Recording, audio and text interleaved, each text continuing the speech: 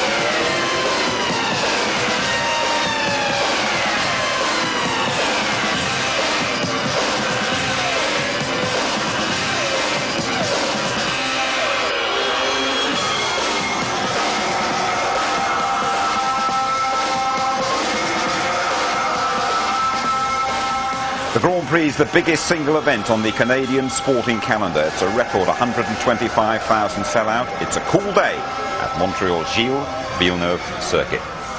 Hello there, good afternoon to you all back home. We are 5 hours behind you here. The Grand Prix due off in just over 40 minutes time. You know, this is one of the circuits where things happen. We've always had more than our fair share of drama at this place. Tony Jardine with me. Hi Tony. The old casino overlooks the circuit, doesn't it? You're never quite sure what number's going to come up when you roll the dice.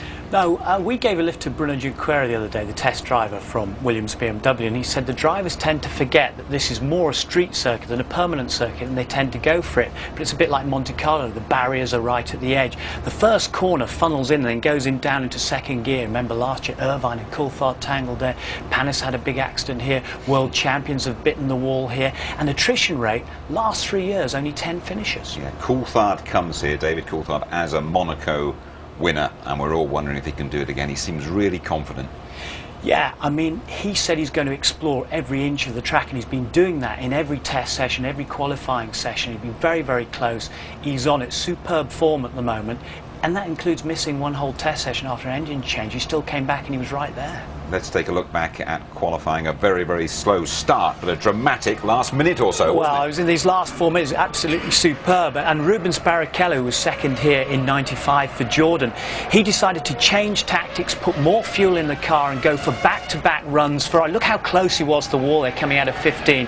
Ferrari decided to scrub in the front tyres and use new rear tyres, which gave them a better balance. Rubens Barrichello up into second place in these final dramatic moments of qualifying. David Coulthard out there ready to respond. He now going for that pole position and going extremely well, bearing in mind he's lost this session in the morning because of the engine change. 15 minutes for that, but this is this last sector of the track where he really got it back. Superb traction out of that hairpin, getting up to the 200 mph mark with the Mercedes engine down there. The Scot really concentrating hard here and putting everything together, and this is where it counts. This last corner, look, 14, 15, right by the wall that catches people out, and this circuit catches out the best. He got it back, crossed the line, look, provisional pole position, but lurking out there already was Michael Schumacher.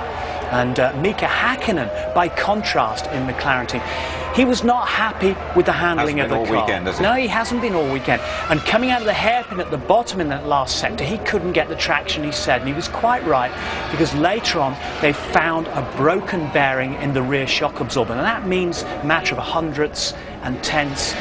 Michael Schumacher had been out there, had been radioed in turn 10 that Coulthard had got pole position. They said, go for it, go for it. They couldn't tell him what the time was. He said, I just had to go. And in a dying second, split second timing again from the Ferrari team, he did it. His 5th pole position here. Absolutely, he's done it again. 5th pole position. That's a record for Michael Schumacher in Canada. Also quickest in the morning warm-up too. You know, Michael Schumacher has always regarded world champion Mika Häkkinen as his main threat from McLaren, but he seems to be developing extra respect now for David Coulthard. It's always a kind of critical issue to make it in the last lap, honestly, because it's very easy to lose it and just go a little bit over the edge. And I thought I actually did that in the beginning of the sector, that I pushed a little bit too hard. But then I looked at my sector time, I didn't lose too much, and I gained enough in the last sector to make up what I lost in the first. I knew it was always going to be quite tight with Michael, and he got the right lap. But is that a big disappointment? I mean, the man who's, as you well know, the poleman hasn't won for ages, has he? So it's no big disadvantage, is it? Well, I think it is. Even though the stats show that it hasn't been an advantage recently, it's got to be better to be closer to the first corner. And, you know, especially on this track, how tight that first corner is, and traditionally there can be an incident. So I would say that this is the one track, along with Monaco, you'd want to be on the pole. David has always been very strong down here in Canada. It's a matter of consistency, whether he can keep it up. At the moment it looks like he does, and I wish him, honestly, because he's so many years there and he's always been behind Mika, so naturally you cheer up always for the second driver a little bit more than for the first driver. I experience this very often, honestly, so it's naturally the case with me a little bit, and I hope he does well. I'm quietly confident, and I don't need to go around sort of shouting that from the rooftops. It's a question of getting out there and doing it, and I've got the car, I believe in myself, and it's a question of getting the right strategy. More mind games from Schumacher. A dozen races, Tony, since the pole sitter has won. Yeah, but Schumacher 3 wins here, out to make up for Monte Carlo. David Coulthard trying to stop him. He's been ahead here twice and gone out through mechanical failure. Barrichello's had a 2nd place here. Häkkinen, with those problems, could still win from that position, says Ron Dennis. Frentzen aimed for top 6 and he got it. Villeneuve got the top 6. Car in low downforce trim, very, very good indeed. Truly car change from morning to afternoon. Zonta smiling away his best ever grid position there, and Della Rosa inside the top 10 again. Traction problems for Fisichella and for Herbert. Ralph, leg okay, car not okay. Traction problems for them, and brake problems this morning. Verstappen, big crash in qualifying, lost a wheel. Wirtz, who's barrel rolled here before 2 years ago. Salo, then Irvine, mystified by the Jaguars' performance. His turn to scratch his head. Elasi outside the top 10 for the first time in 10 years. Engine went. Button, fuel feed problems, couldn't get full revs at all. Deniz, then Genet, who hit the wall, turn 15. Heidfeld, all sorts of dramas for him over the curb, and Marzipan at the back as usual. He's still looking for you, Mazzacane. Who's this guy calls me Marzipan all the time? I don't know, but He'll I like catch his up cakes. with you soon. Don't worry about that. Last year's race, well, the temperature was absolutely soaring on the track, 44 degrees. We had mayhem, as Tony mentioned, at the first corner. 3 world champions then played the wall game after the final chicane, and it was the world champion Mika Häkkinen who scooped the pot. In Canada, it is go! Michael Schumacher moves across, cuts across. Häkkinen, Eddie Irvine trying to go on the inside, failing to do so. Are they all going to get around this one? That's it. It's a Prost again. Jarno Trulli has gone off, but hopefully they'll be able to keep the race going. Oh, and off goes Zonta. That's Ricardo Zonta in the VAR. Safety car's out, Murray. Schumacher goes, Häkkinen goes, Irvine goes, Coulthard goes, Fisichella goes. There's the patch where the VAR was. Damon Hill out of the race. Damon Hill retiring. Oh, Bud Schumacher out of the race. Michael Schumacher slams out of turn 13. Villeneuve out. Jacques Villeneuve, what I was talking about, has done exactly the same thing that Michael Schumacher did. Coulthard challenges. David Coulthard passes Eddie Irvine. No, he doesn't. Out goes Irvine. Out goes Coulthard. Oh, my goodness. Mika Häkkinen out on his own. He's going to go through on the inside and they're going to touch. And Madara is in there as well. And Irvine gets through. Now, that was great stuff.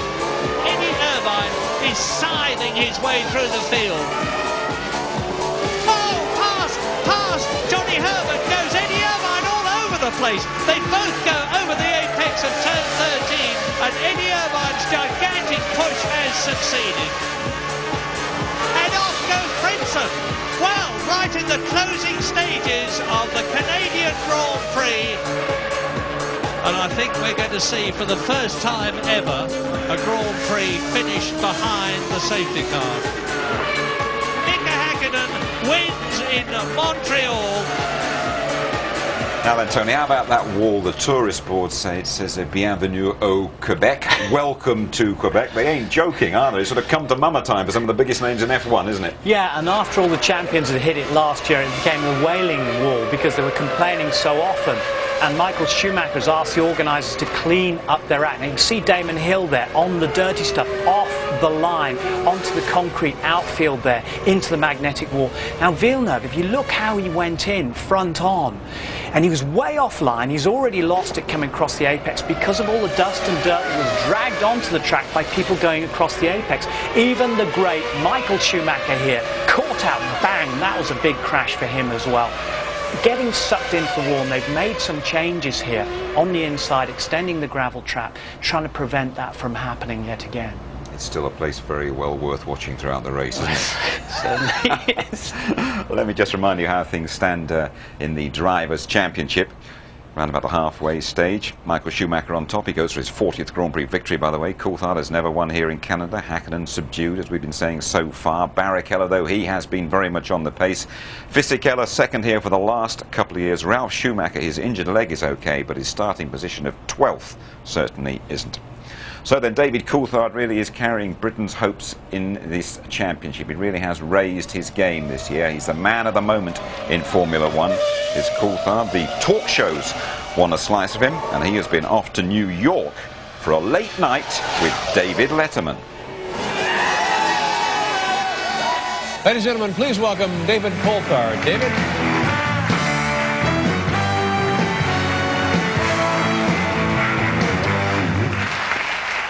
Welcome to the show. The championship is going pretty well for you so far, isn't it? Yeah, it's going really well. I'm catching up with Schumacher, only 12 points behind. The dreaded Michael Schumacher.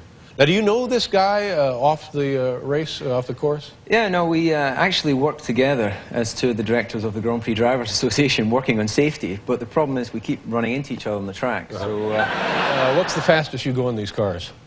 Fastest is Monza. We do 220 miles an hour. 220 miles an hour. And do you ever, like, sneeze at that speed? What the hell happens then? Oh, well, I've never actually sneezed in the car, but I don't know if I can mention that there's one thing you can't do. You can't pass wind in a corner. You can only do it on the straight. Well, there's some insight for you. Yeah. He's been blasting round here, okay, I can tell you, but no rowdy New York studio razzmatazz for us. The way we do it, to find a quiet spot on the jetty on the St. Lawrence Seaway and sit David Coulthard down to sample the Murray Meets experience.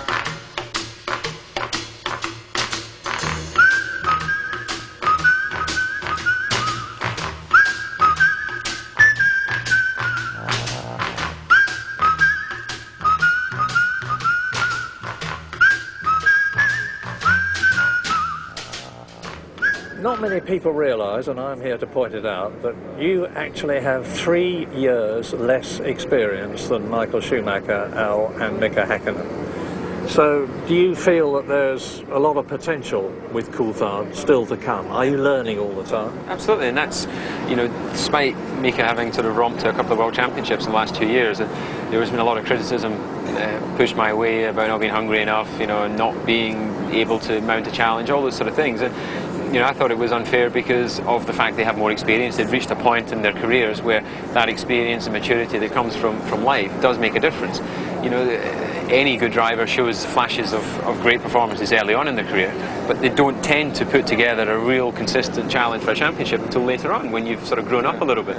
And that's the area I think I'm getting into now in my career, and still feel I'm learning and still feel that I've got a lot more to give. One of the bits of conventional wisdom is that your team boss, Ron Dennis, is, quote, closer to Mika. than he is to you because Mika was involved in that awful crash at Adelaide and he nearly died. Do you feel that?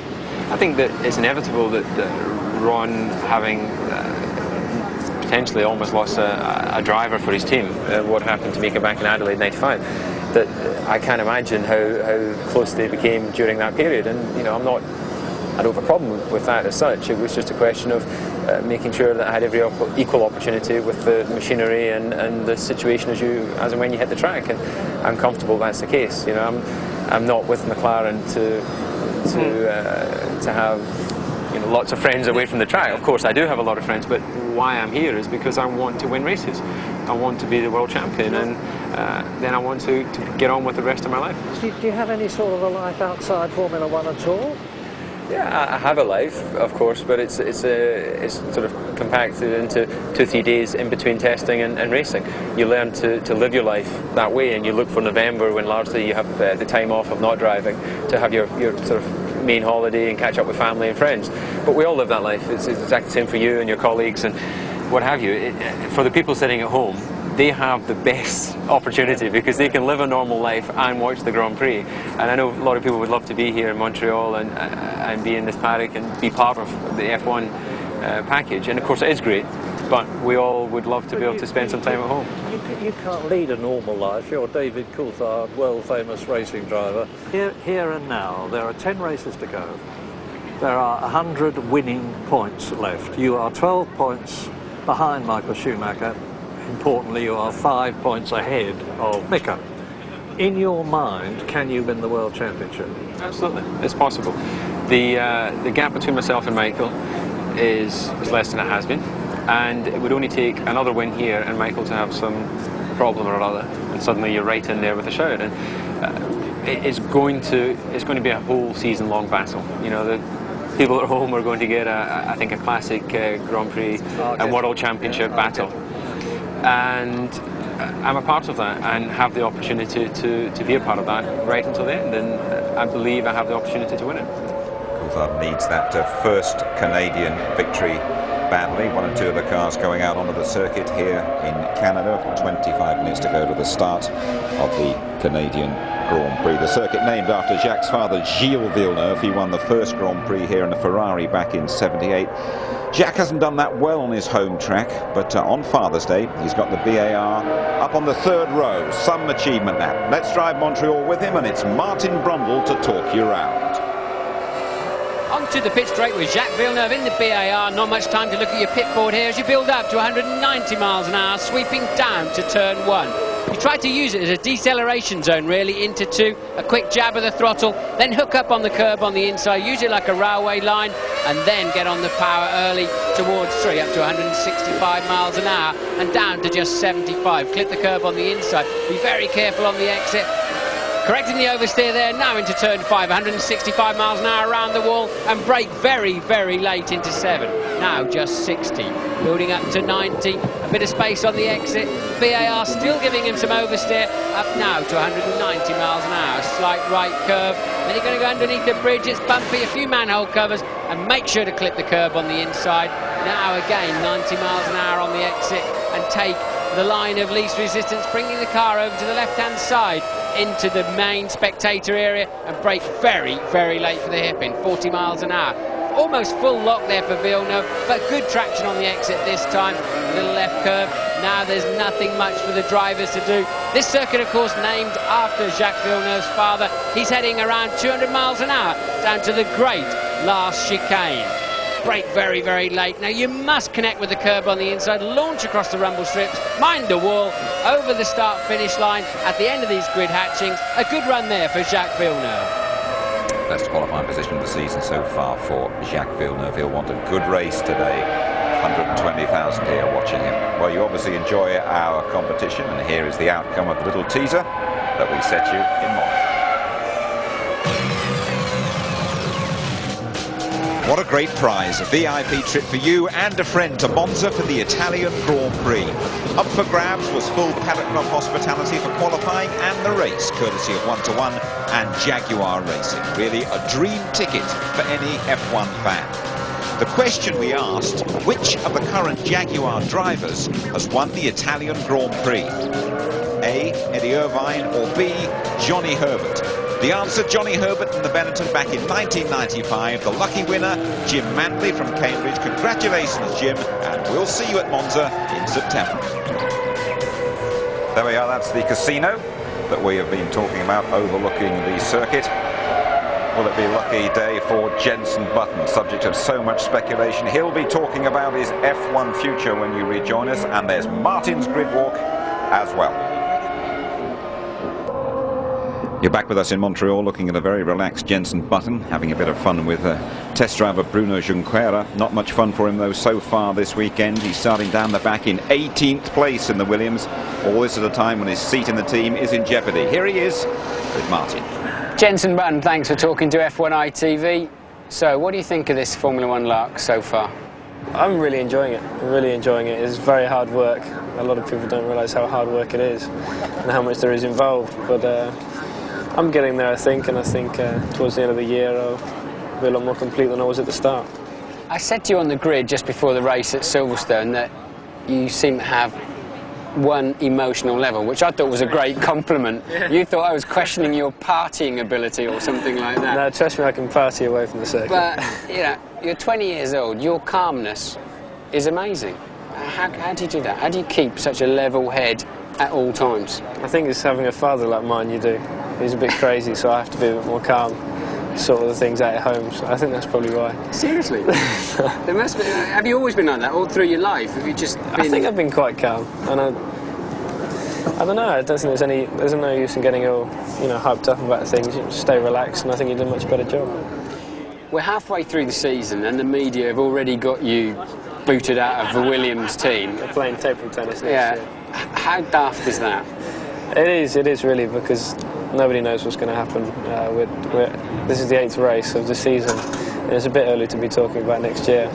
And everyone thinks I've already left, so I don't really know where they got that from, because I think I'm going to be the first one that's told what's happening next year. So really, I've just got to concentrate on what I'm doing and just concentrate on that, and then at the end of the year, we'll see what happens. So how can you respond to that sort of stuff on and off the track? How can you handle that? Well, I've got quite used to it now, because I think I've been asked, the last 3 races I've been asked about 10 times what it feels like to be out of Williams' seat next year, so I'm quite used to it now. So the spotlight is burning quite brightly on you at the moment, all the chit-chat about Montoya, etc., etc., and I'm not going to be the 11th question this weekend of how does it feel like to be booed out of Williams, because I know your situation, but do you feel that pressure, and can you handle it? I don't feel the pressure at all. As I said, not from the team anyway. And I think I can handle it. But no, I feel very confident with the rest of the season, and that's what is important to me at the moment. Are you sure we'll be following you on F1 ITV next year in a Formula One car? Well, I hope so. I don't know what else I'm going to do. I don't know what else I can do except go back to school. didn't really plan to be out of Formula One in 1 year. So. Now, I think it was Martin Hines said to me that you were one of the very first that benefited from karting age racing, dropping down to 8 years old. Is that a fact? You were one of the first. When I was 8. Yeah, and you were one of the first to be able to do that. I think I was the 4th year. Right. It was 8 years old, I think, in England. And do you think that is a key aspect of why you're able to be so good so young? I think yeah. Starting at 8 years old, you do learn a lot more than when you're 20 years old in a category like that. When you pick it up a lot faster as well. So no, I'm sure it has, and also racing abroad in Europe and all that, with different cultures and stuff, I'm sure it definitely helps you get used to life as well as racing more a lot faster. Here's a question I'd rather ask than answer. How good are you? Are you the next big thing? Wait and see. That's all I can say, really. All right, good answer. Best of luck, and congratulations on everything you've achieved so far in Formula One. Thanks for talking to us. Thank you. Tony Ping Pong, back to school. What's occurring with him? Well, as an ex-teacher, perhaps I could try and teach him something, but I doubt it. He's so streetwise. He's so good. He's very, very good. I don't think he'll disappear from Formula One, but speaking to his father and his manager this morning, they're preparing for the worst, just in case they have to. Somewhere like BAR is an option. You know, Villeneuve might be out, Zonta might be out, Villeneuve who could overdrive here yet again and be on his way. We don't know. But the thing is, he is a great talent. You've heard Eddie Jordan talk about him during this weekend. But his job is to drive his best, drive his socks off till the end of this season. I don't think too many people are going to be talking to us, are they? Because we arrived in the paddock this morning, saw Ricardo Zonta, we went, Ricardo, fantastic, well done, all the best. He goes out to warm up and look what happens to him. I know, well that was you. You stood up and gave him the big firm handshake and he was beaming all over his face, his best ever grid position. And within seconds of going out on his installation lap, we think the Honda engine let go, unfortunately, so he didn't get to do the warm-up at all. Here's Villeneuve in morning warm-up as well. Yeah, now, this is what I'm saying. He can tend to overdrive in front of his home crowd. A rear brake locked as well, and off he went. Let's hope he keeps it together this afternoon for Jacques Villeneuve. One or two facts and figures to enhance your enjoyment of the Canadian Grand Prix. Michael Schumacher's won 2 of the last 3 here. Hakkinen, last year's winner, but he retired from 6 of his 8 races. David Coulthard has never won here, never been on the podium from 6 starts. It's McLaren's 500th Formula One World Championship race. Congratulations to them, and to Ron Dennis on his CBE as well. Fisichella is the only driver to finish in every Grand Prix this season, and 14 wins from pole in the last 31 races. But the last winner from pole, Mika Hakkinen in Hungary, some 13 races ago. This one always a race of attrition, and if recent history is anything to go by, it's unlikely there'll be more than 10 finishes. Well, what is the race strategy likely to be? James Allen has been investigating. Canada is traditionally a one-stop race, but the problem is it's very, very hard on the brakes. A one-stop fuel load weighs 85 kilos, and the brakes take a real hammering with peak temperatures of around 1,000 degrees centigrade. Now, this morning in the warm-up, both Ferraris tried two-stop fuel, but I think that was more just to keep McLaren guessing. The problem with using 2 stops around here is that you need to build a lead of at least 28 seconds in order to make your extra stop and rejoin back in the lead. Plus, if you get any kind of safety car period, and we often do here in Montreal, you're absolutely finished. So I think most people will stop just once today, making the stop around lap 30 to 35. So with McLaren and Ferrari on the same strategy, it's a straight fight between Michael Schumacher and David Coulthard. Thank you, James. Everyone very, very happy indeed. It's a lot cooler here. The temperature just 18 degrees. A huge contrast, I know, to all of you back home. 15 minutes or so to go to the start of the Grand Prix. What do you make of that, looking at the McLaren team there, Tony, of the situation between Mika Hakkinen and David Coulthard now? Well, I think, and there he is, there's Adrian Newey, the technical director, and Mika Hakkinen just whispering in his ear. I think that there is a little bit of a swing to David Coulthard. What we've got to remember, it was a lukewarm Ron Dennis, I thought, on the podium after Monte Carlo. Who's that in the shot, by the way? That was our James. That was our James, working out exactly what's going to happen strategically. But Ron Dennis is actually engineering on Mika Hakkinen's car as well, so there is a little bit of a bias there. But to counter that, Ron does let them do, both as #1 drivers, to go for it, and that, to his credit, is a great thing about McLaren. There's Rubens Barrichello there moving over to the right-hand side, just consulting with Ignazio Giunti there. That's the guy who's one of the great engineers at Ferrari, and hopefully they've got their strategy right. All right, well, in past years, Martin Brundle has missed this race for ITV because he's been racing at Le Mans. I'm delighted he's on the grid for us now, and hopefully we can hear from him. Hiya, Martin, there you go. Hello, Jim. Hello, everybody. And welcome to the grid. It's slightly curious down there because it's very, very calm, and I don't feel it's necessarily tension from everybody, but maybe it is just the calm before the storm. Let's have a wander along the grid, see who we can find as ever and what's going on. Both Ferraris have arrived very, very late onto the grid. Michael seems to have a problem. Plenty of time here still to be kissing pretty girls and all that. Look at the smile on his face. He certainly seems happy with life at the moment. But yeah, he seems incredibly relaxed, doesn't he? Excuse me, I'm sorry about that. So here's Coulthard. Let's have a quick word with Coulthard if we can. And he's talking to his engineer. So can we butt in, David? We're pretending we're working so we can see you coming. You're pretending you're working, so... So tell me about it. You're in with a chance of the championship. You've really been elevated after Monaco. What can you know, what's your mentality for today? You've got to score points, but at the same time, you've got to take points off of Schumacher. Yeah, no, I definitely want to have an attacking mood as I go into the race, but really it's a question of what happens at the start and then playing it from there. You know, I can't just drive through the guy, and I don't know how much pace he's going to have, but clearly we've seen through Friday and Saturday we've been quite evenly matched. But he knows of all the people on the grid, you're the one most prepared to have a go at him. Do you think that's in his mind? I certainly hope so. Maybe you should go there and remind him. I was trying to get hold of him, he was too busy kissing pretty ladies, but good luck, mate, see you later on. Let's have a word with Heidi, actually. She's standing over here, and see what she's thinking about her man's chance today. I'm terribly sorry to be rude and butt in, Heidi, but judging by the cap you're wearing, I guess there's no doubt who you're supporting today anyway. Yeah, I have a favourite. I mean, he's really going well. Is he up for it? I mean, what's your vibes from him? Of course. Yeah. Of course, he's going to win. He's going to win the whole thing. I'm the eternal optimist, so. Good job too. Good job. So, I mean, where do you watch the race from? What do you do during the race? You go and hide behind the pits and with your head in your hands, or what happens? I usually watch the start in the pits, and then I find someplace quiet where you can see the times and the screen, everything. So. Does he ever sort of say, "Oh God, you know, Heidi, I don't know what to do today," or does he talk through things with you? I'm going to tell you. That's secret. Team secrets. Team secrets. Secret. Well, you give less team secrets away than most people. Thanks for talking to us, Heidi. See you later on. I want to talk to somebody from Ferrari. I want to get a bit of a spin on what they were doing in the warm-up this morning, because they changed their strategy. I've only got 45 seconds left, but let's just see if I can blag a quick word. Ross, any chance of a quick word? Very quick. 30 seconds, 20 seconds. Obviously you were moving your strategies around this morning in the warm-up. Are you absolutely clear what you want to do this afternoon? You're satisfied you got the right picture?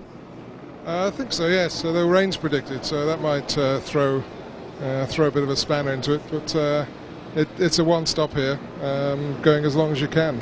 That's what everyone will be doing. It's just a question if the safety car comes out or it rains. So that you've heard that rain is predicted. That's the first I've heard of that, I have to say. When are you told it's coming? I'm not going to tell you that, but I know it's coming. Yeah, okay, interesting one. Thanks for talking to us, Ross. I think it's time we threw back to the studio. Thanks very much indeed, Martin. So rain on the way, and that really could make things extra interesting, couldn't it, Tony? It could, but usually Ferrari are extremely well prepared for that. They will have set up you know, the car in different guises to cope with it. They will be able to change the strategy accordingly. But if rain does come here, it's a very smooth surface and it's very, very difficult to drive. There's Alain Prost, and boss of his very troubled team indeed, and it's been problems for them. Let's join Louise Goodman. She has BAR's Craig Pollock with her. Craig, 2 cars in the top 8. You're having a strong weekend, aren't you? Well, we started off pretty well. The problem is now is the race. So we've been very good in qualifying 6th and 8th position. If we can get through the first corner in the same places and then start to fight, we'll be very, very happy. This is obviously Jacques' home Grand Prix. Is he extra pumped up for this race? It's actually extremely calm. I think he was worse in Monaco than he is here. We've tried to protect him as much as humanly possible because the crowds are just 100% behind him, but he's going to be fine. He really is fine. He's very calm. Have a good one. Need it. Thank you. And Jacques Villeneuve needs it as well. Pedro de la Rosa, he's been going pretty well. George Harrison, one of the stars down there, always enjoys his Formula One. You know, if you're getting your first taste of Formula One this season, welcome and don't go away. You really have picked the right race. The Canadian Grand Prix has never sold us short. It's been a total blast, to use the local vernacular, and we're very nearly ready to go.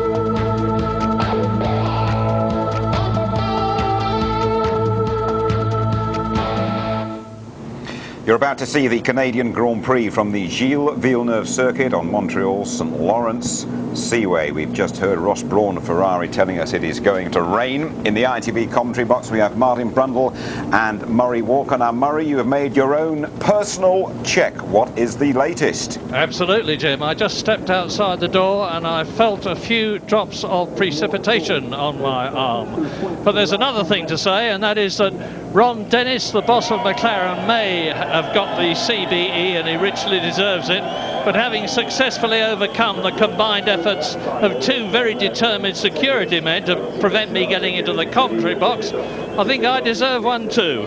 However, there are three other things to say. The first is the first corner here, that's the bottom of that diagram that you're looking at now, is always one that causes a lot of trouble at this event. We've had a Lacey and Trulli coming together for the last 2 years, so we need to watch out for that. The second thing, as you've heard from James Allen, is this race is going to be a question of strategy. It's terribly, terribly hard on the brakes, and the teams will have been working very hard to get the balance of the right fuel load and the braking absolutely right, because if you start off with too much fuel, which will give you a long stint, your brakes can be in trouble.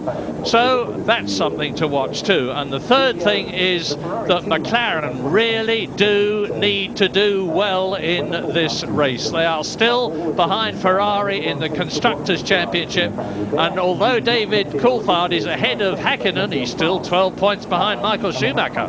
Yes, and all through free practice and indeed qualifying, there's been fractions between the top 4 cars. Barrichello very much on the pace this weekend, looking, other than qualifying itself, as if he might have a 10th of a second even over Michael Schumacher, but he's tended to fade a little bit in the races, some of the races so far this year, but Barrichello looking extremely strong around here.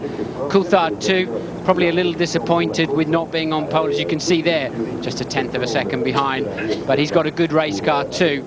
But if Michael Schumacher on the better side of the grid with a slight, there's an 8-metre difference between the first and second rows of the grid, so I guess from pole to second place about a 4-metre head start, and that gives Schumacher just about all he needs, plus the inside line down to turn 1.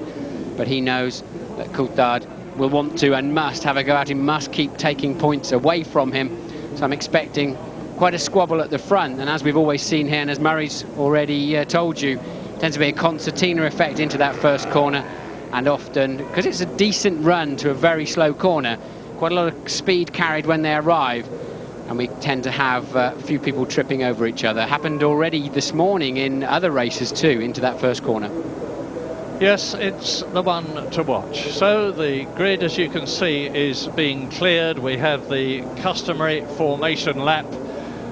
And this circuit is some 2.7 miles long. It's on a man-made island in the St. Lawrence Seaway, which is overlooked by the wonderful city of Montreal. You'll see the skyline as they exit turns 1 and 2.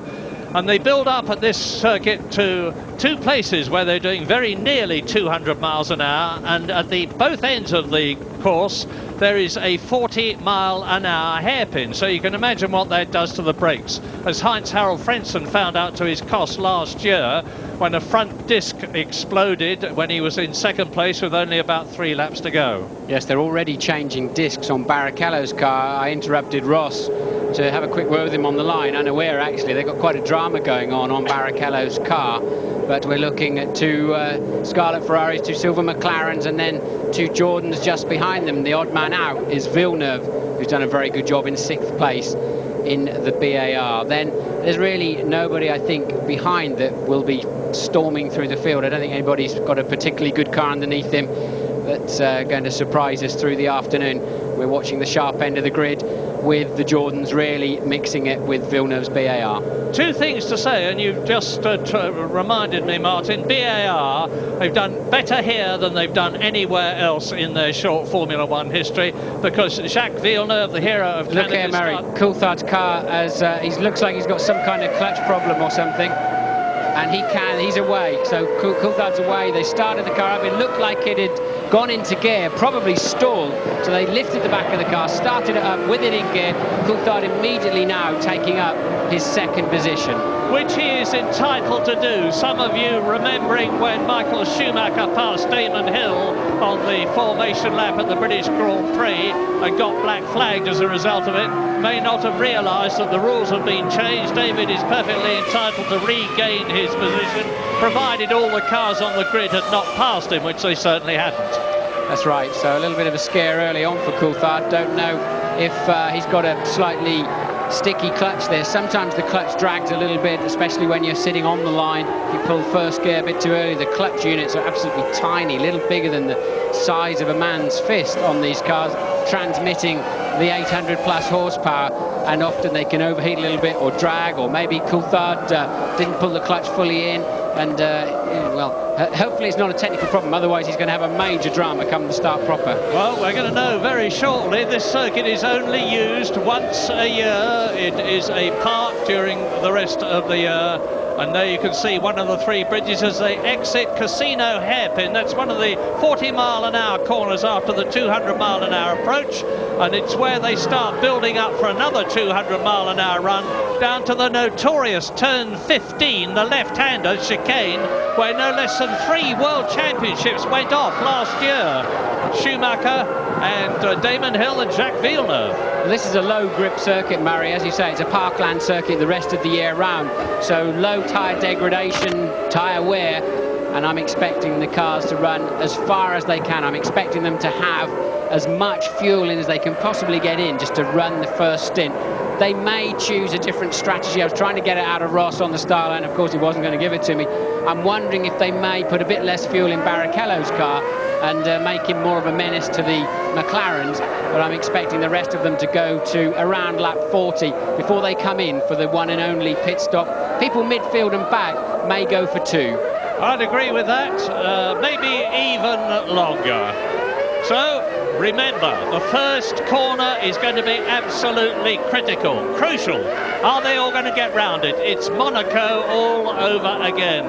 And already the pole position man, Michael Schumacher, as you see, Jenson Button way back there in 18th position in the white and blue Williams, forms up. Yes, Jenson had a fuel pickup problem in qualifying, so it certainly hampered his performance there. I don't think we've seen Jenson's genuine speed back there in 18th. We'll keep a close eye on him. Now, you've got a fast starter in front in David Coulthard. Michael Schumacher hasn't always got away quickly. For instance, at Monaco, for the second year in succession, he went back to Italy to check on his starting. Look at this, Murray. Both Ferraris pointing to the right, both McLarens pointing to the left. They're heading towards each other before they even get away. 5th light, and then it goes out. Action! Schumacher leads. Coulthard is second. Hakkinen is third. Barrichello is dropping down through the field. Rubens Barrichello's had a bad start, and Jacques Villeneuve has had an absolute flyer. He's come up from 6th on the grid to 3rd, and Eddie Irvine is left standing in the Jaguar. Has the Jaguar affliction, that bad clutch problem, struck again? It certainly looks like it. But a monumentally quick start from Jacques Villeneuve ahead of Rubens Barrichello in the VAR. Eddie Irvine being pushed off the grid, the first retirement, I presume, of this year's Canadian Grand Prix. Jacques Villeneuve has done it again, and Canada will be absolutely euphoric about that. It's a short lap here, but they're already pushing Irvine past our commentary position. They've got about 100 metres to go before they clear him. They will clear him in time, Murray. I do not anticipate the pace car. Dream start for Schumacher and Coulthard, and that's a problem there. The VAR Villeneuve is not on the same pace as Ferrari and McLaren. He is going to be a real nuisance now for Barrichello and Hakkinen. This is a 2-horse race. Bad news for Mika Hakkinen in his efforts to make it 3 world championships in a row. Let's have another look. Watch Michael Schumacher sprint away, but watch on the left Jacques Villeneuve. You see, there he is. He's already past Rubens Barrichello, who has to brake to avoid David Coulthard, who gets ahead of Villeneuve and goes through. Jacques Villeneuve up into 3rd position. Now we're going to see him with the French-Canadian. He's past Frentzen on the left. There is Coulthard in front of him. Barrichello is passed by Villeneuve, and now he goes up into still 4th position. He's got the inside line. He squeezes David Coulthard out, and there he is again. It's Hakkinen he's squeezing out. Murray Coulthard was ahead of them. So it's Barrichello away poorly, Hakkinen away reasonably. Hakkinen brakes too early for the first corner. Villeneuve goes right around the outside, and that then pushes Hakkinen behind even Barrichello as they scrabbled out of that turn 2.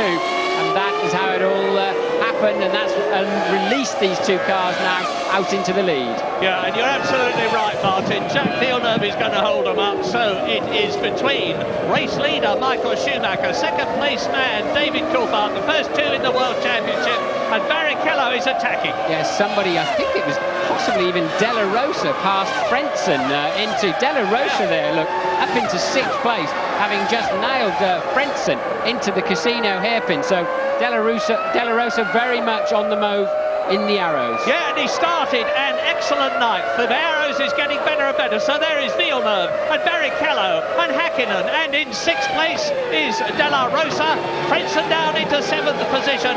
And this Canadian Grand Prix has got a long way to go. Here is a replay of Della Rosa coming down to the hairpin, nipping through on the inside of Heinz-Harald Frentzen's Jordan with its Mugen engine. Yes, Frentzen asleep there. I don't think he really expected an Arrows to be coming up the inside of him like that. You've got to assume that Della Rosa is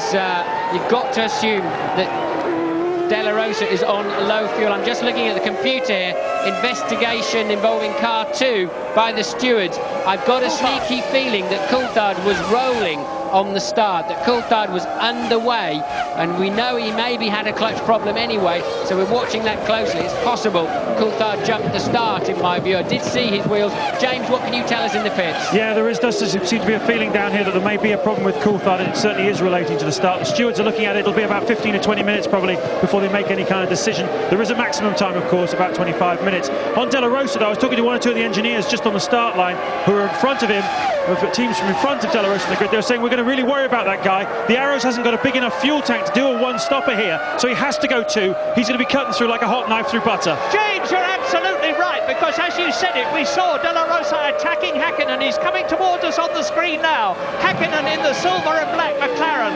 Della Rosa from Spain, from Barcelona, in the orange Arrows. And he's pulling well away from Heinz-Harald Frentzen, who is in 7th position. David Coulthard, though, is the fastest man on the circuit. There is only 7/10 of a second now between Michael Schumacher in the lead and David Coulthard in 2nd position. And there is 4.5 seconds between Coulthard, who is 2nd, and Villeneuve, who is holding up Barrichello, Häkkinen, Della Rosa and Frentzen behind him. There's the proof, look at it.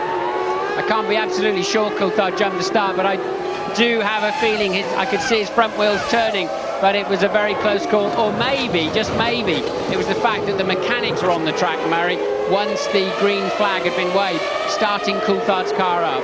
Well, we're going to know the position soon. It would be terrible for David if he was delayed in any way with a time penalty, because he's the only man in the race against Michael Schumacher at the present moment.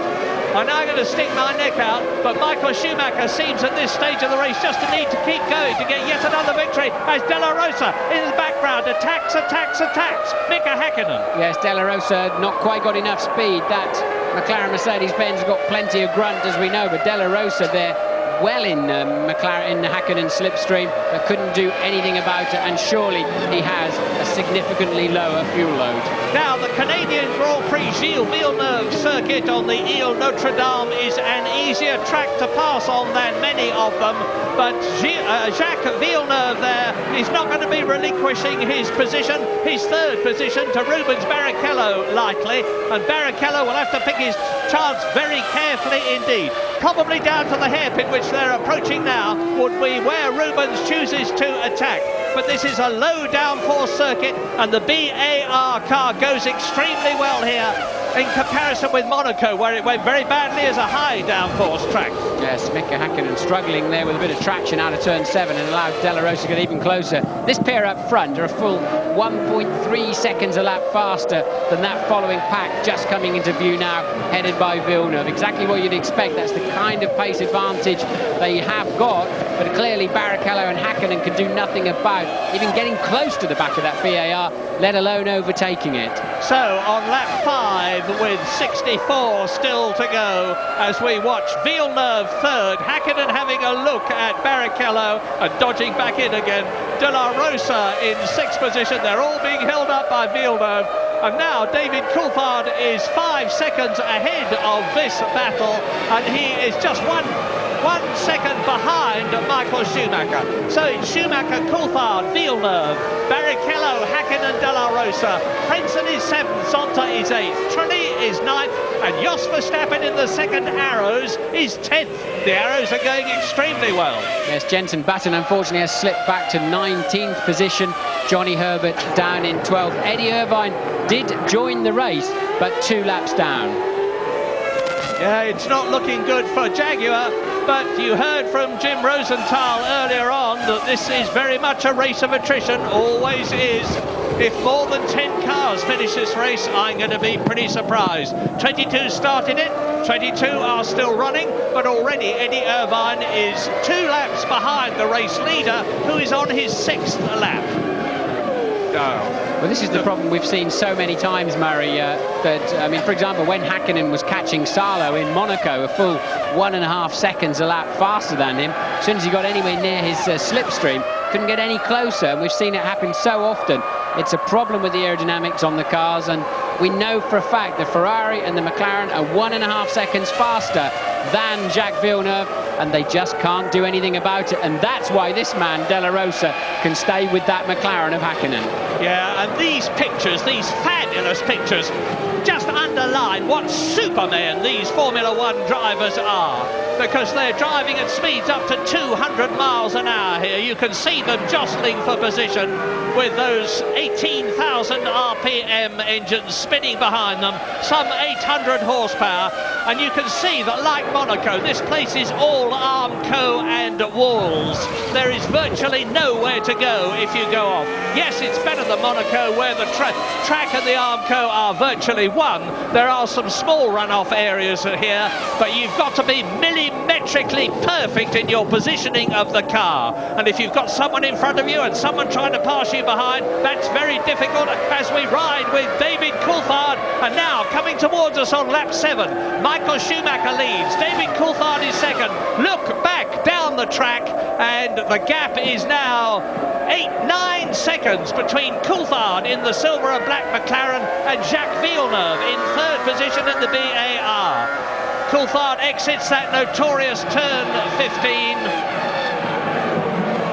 I just hope they're not going to penalise Coulthard's car or anything he's done. I hope he gets away with that, because we really do need to have somebody out there keeping Michael Schumacher honest through the afternoon. And Coulthard's the only man in a position to do that at the moment, with Barrichello and Häkkinen still tucked up behind the BAR.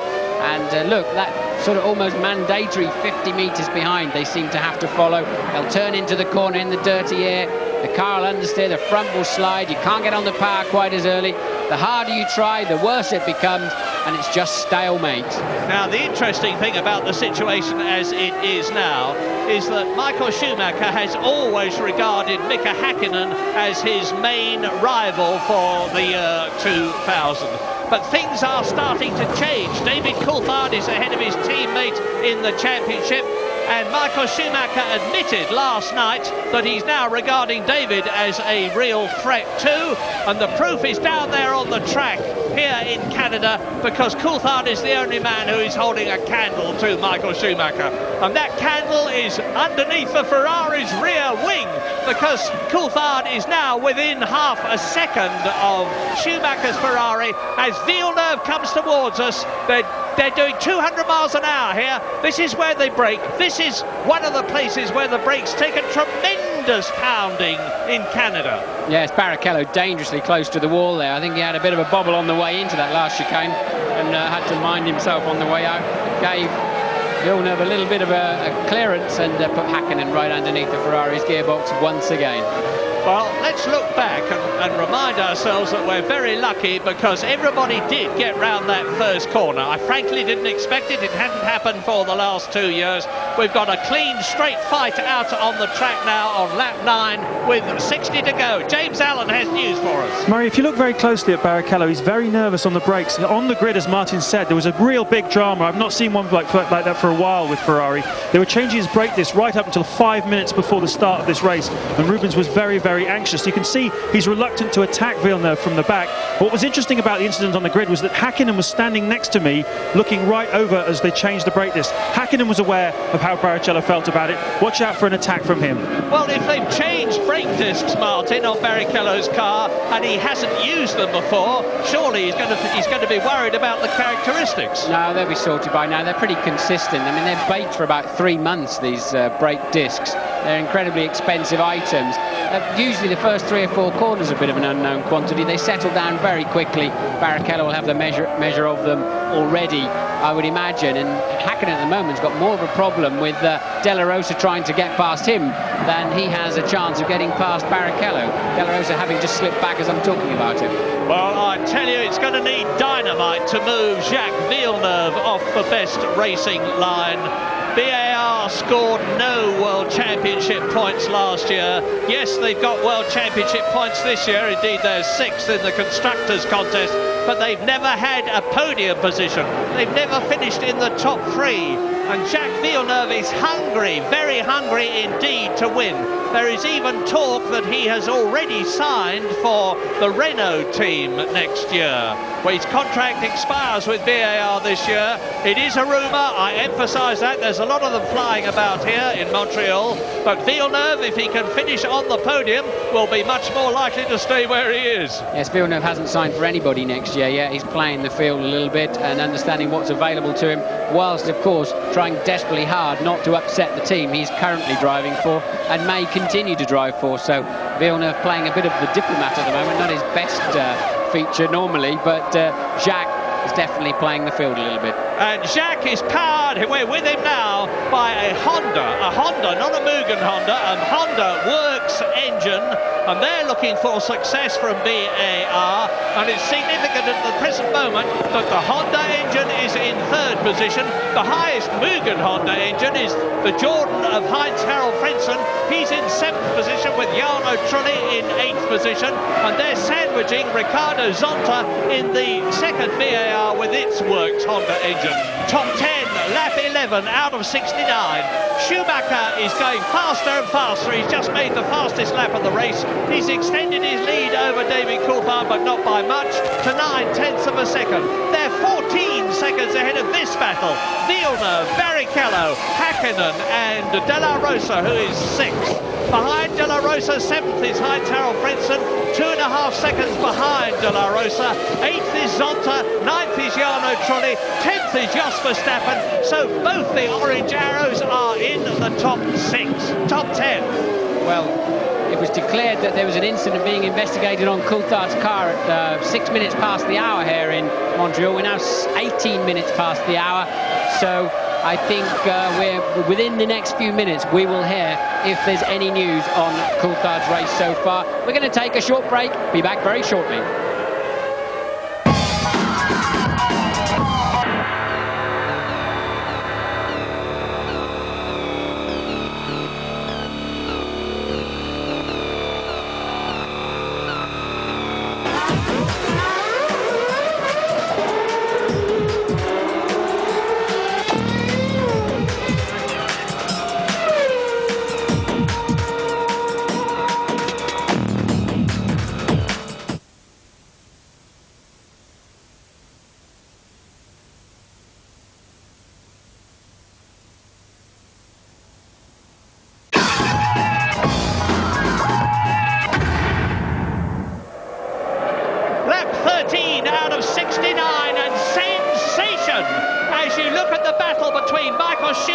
And David Coulthard for the lead.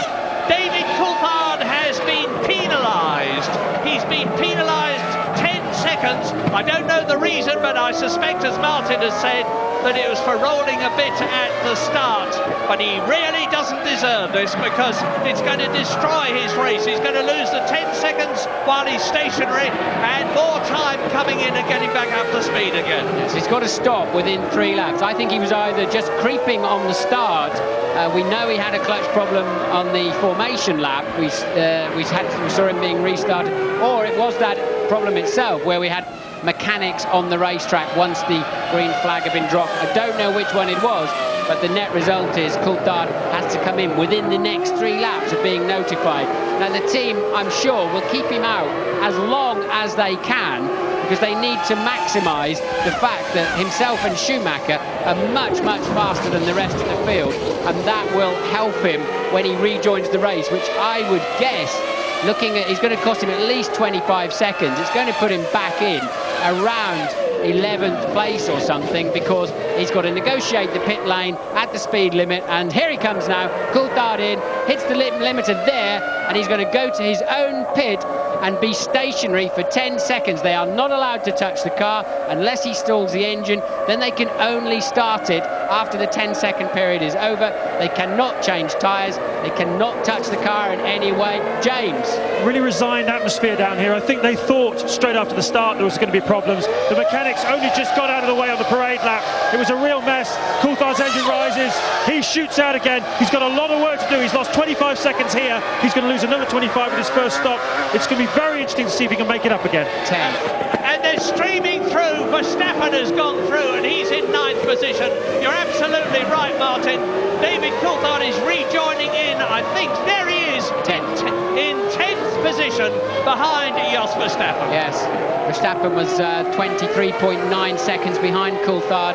So that's, and there's looks like there's an ailing.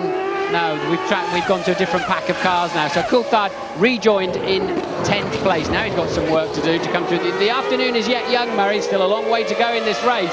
And yes. Of course, that's going to put him right into the pack that's stuck behind the BAR of Villeneuve. Michael Schumacher has got a 17.6 second gifted lead. History is being made here in Canada because the BAR is not just in a podium position, it's in 2nd place. If anything happens to Michael Schumacher, Jacques Villeneuve could win this race, but there's a long, long, long way to go. David Coulthard then lost 25 seconds on that pit stop, stopping, coming in, getting out again.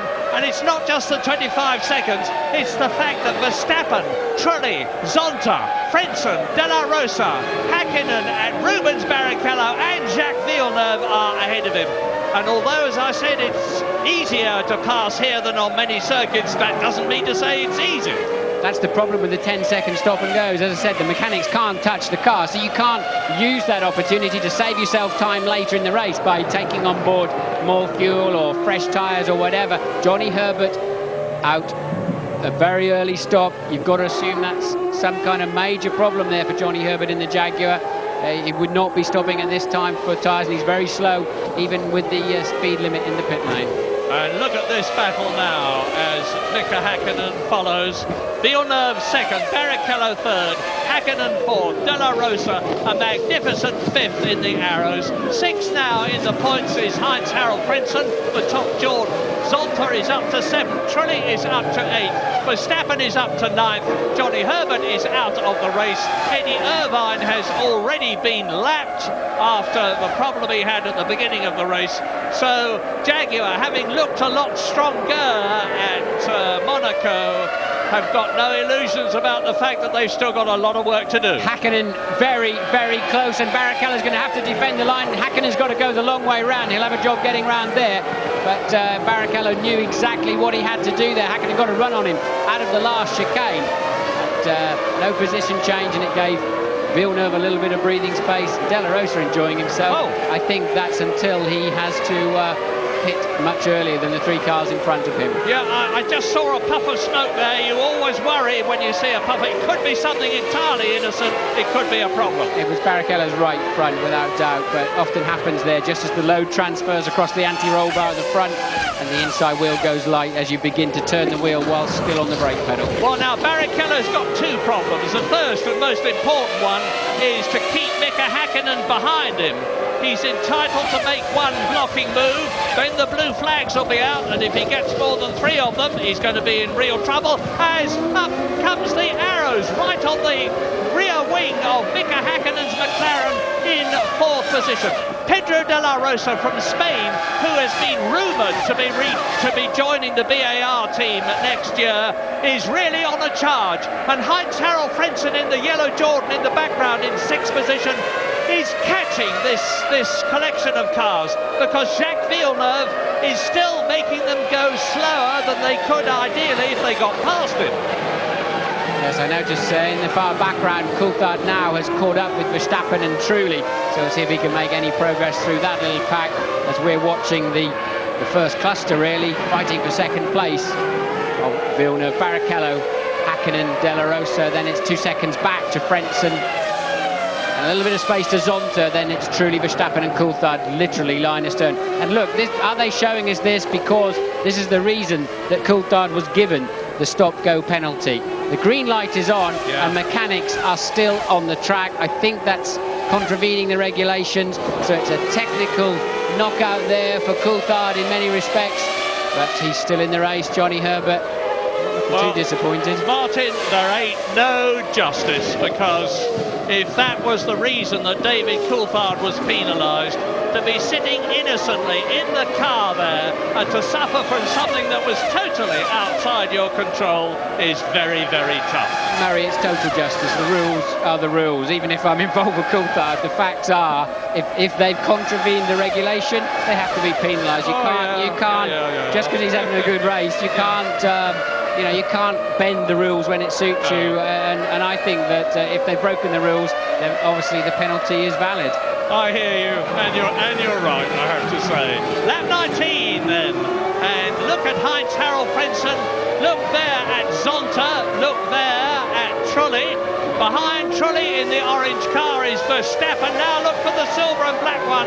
It is David Coulthard. That is the car we're looking at. David Coulthard, the man who was harrying Michael Schumacher for so long until he had to come in, has caught right up with Jos Verstappen's arrows now, but even before he can get to grips with the front pack, he's got to try and get past Verstappen, Trulli and Zonta, a monumental task. Yes, Jos will not be an easy man to pass, because David, if he normally comes up behind an arrows during the race, he's got the assistance of loads of blue flags waving and the driver having to pull out of the way, because normally it's because he's being lapped. But the orange arrows are going exceptionally well here this afternoon, regardless of their fuel load, whatever that turns out to be. And it's not going to be an easy breeze past for Coulthard to make his way through this pack. He's got to keep his head at this stage of the race. When you get into a period of comparative rule stability in Formula One, the teams that have got the money, that have built up an advantage, are caught by those who haven't got so much. And we're seeing it now, because this is a real motor race here at Montreal, as we look at the VAR, the Ferrari, the McLaren and the arrows of Pedro Della Rosa at the back in 5th position. Villeneuve keeping Barrichello behind him, who's keeping Hakkinen there behind him. 2 times world champion, Louise Goodman. What is it? I'm standing here with Johnny Herbert, Murray. Johnny, your engine making some rather strange noises as it was pushed back into the garage. Is that the cause of your woe? No, the engine's fine. It was early on, I was sort of just being able to hang on the back of Fizzy, and then I was sort of having some bad downshifts. They were very, very slow, and then when Ralph passed me, I couldn't get out. I couldn't get into second or first at the hairpin, so I was in third, and of course we got a run. Funnily enough, I got the gears the rest of the lap, and then when I got the hairpin again, I couldn't get below 4th. And then when I got to the chicane, I couldn't get below 5th. So it was gearbox problems, which is just damn frustrating, because we had a hell of a lot of problems in Monaco in the race. And another load of problems here after, basically having sort of a better weekend. Bad luck, Jenny. Yes, and I can see in the pit lane that the Arrows men are out and ready for one of their 2 drivers. So happy hours over for those 2, I think. For sure they had a low fuel load that it was clear to see from very early, and there it is already. Della Rosa coming in out of 5th place, so a little bit of a false position, but nonetheless he was making good use of the strategy. That's going to push him a long way down. I don't really know. I think it's such a compromise to bring themselves in after just 20 laps. They look good for a little while, but maybe it's not going to score you any points. Well, it means that Frentzen goes up to 5th, that Zonta is in 6th position. So for the first time ever, both VARs are in the top 6-point scoring position. Jarno Trulli is 7th. Verstappen is in 8th position at the moment. David Coulthard, of course, has benefited because he has gained a place as a result of Della Rosa coming in. That's one man he hasn't got to worry about passing. Although David, of course, has got to come in and change tyres and take on more fuel, like all of them, except Della Rosa. Eddie Irvine's been in, Johnny Herbert has retired. Yes, of course, if you're on a two-stopper, everybody's got to stop one more time after that.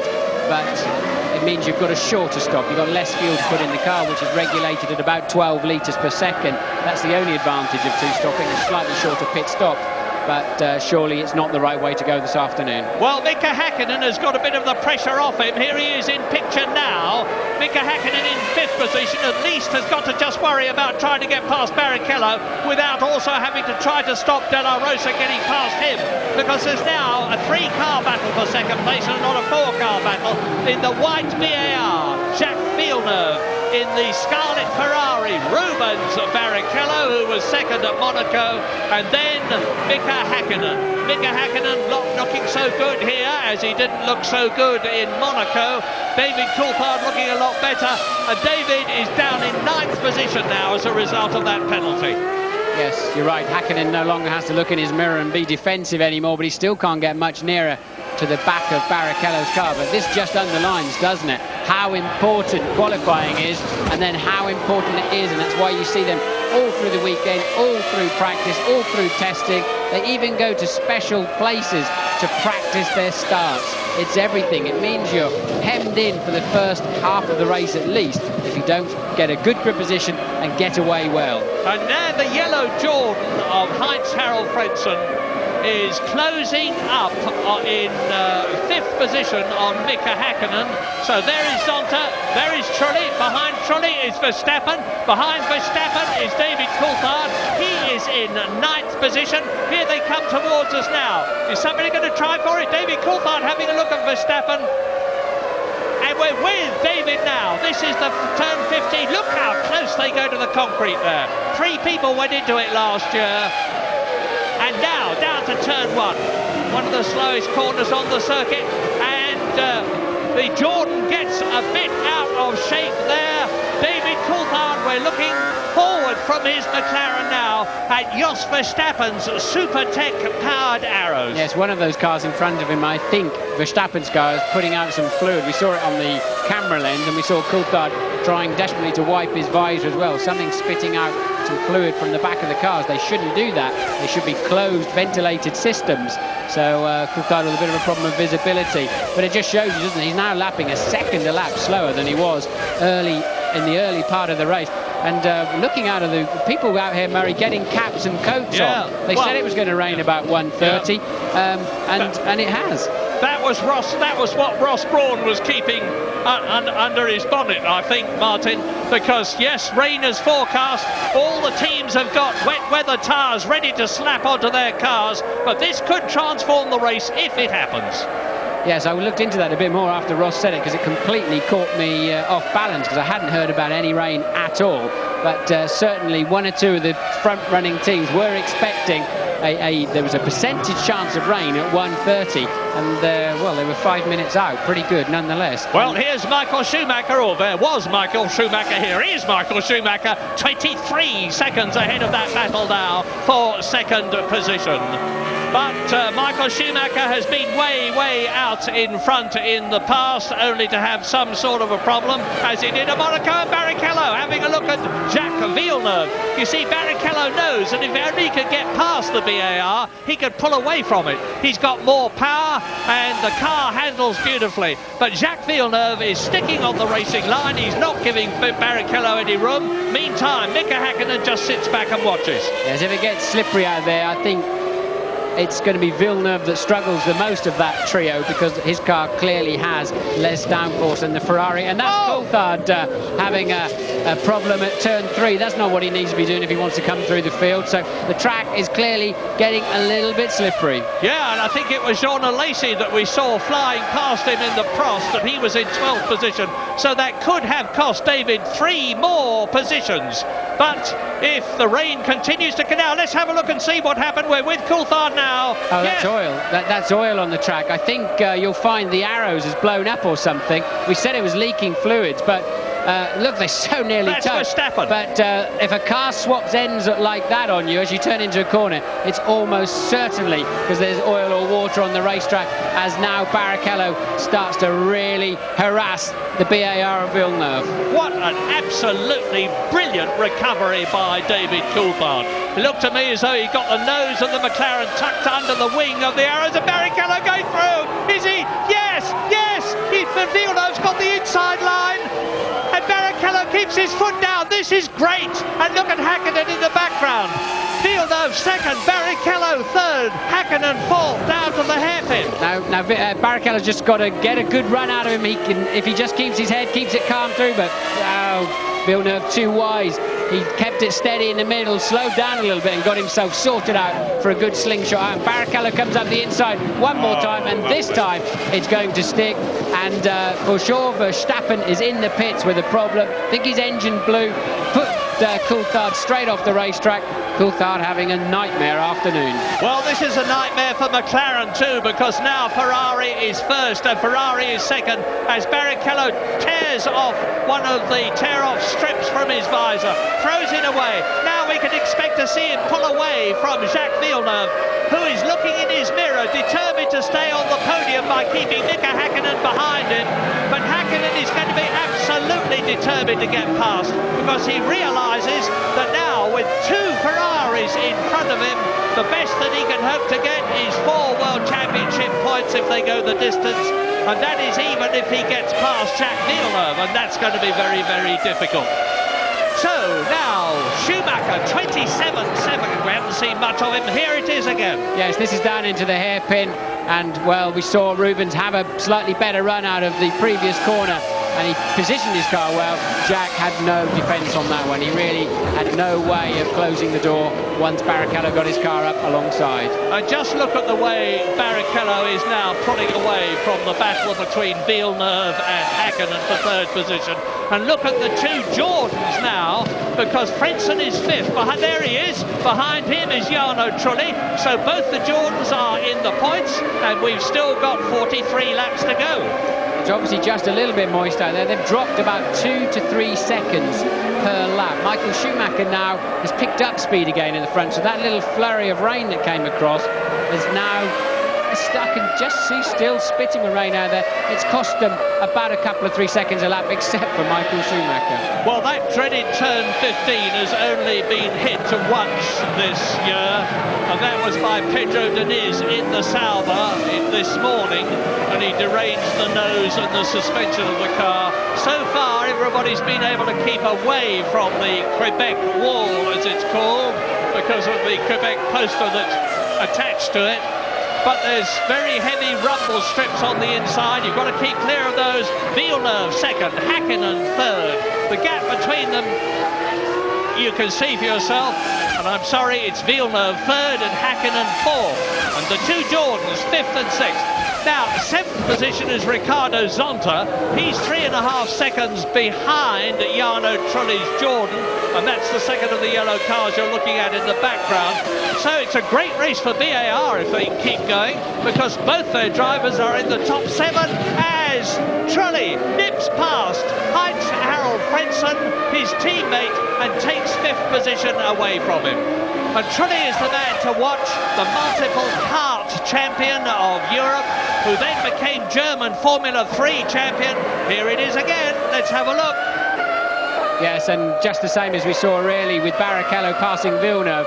Trulli takes a big step up the inside, gets track position, and there's no defending that once they've got their car alongside. Otherwise, you'll just tear the wheels off of both cars. So Hakkinen there, still struggling to pass Villeneuve. And now we've got Schumacher and Barrichello back in the 120.9s. The only other man anywhere near that was Coulthard, who did 20.9 last time around. But the rest of them late 1:21s. That 28 positions and gaps. Schumacher 26 seconds, Barrichello 3 seconds, Villeneuve 0.2 of a second, Hakkinen, there they are.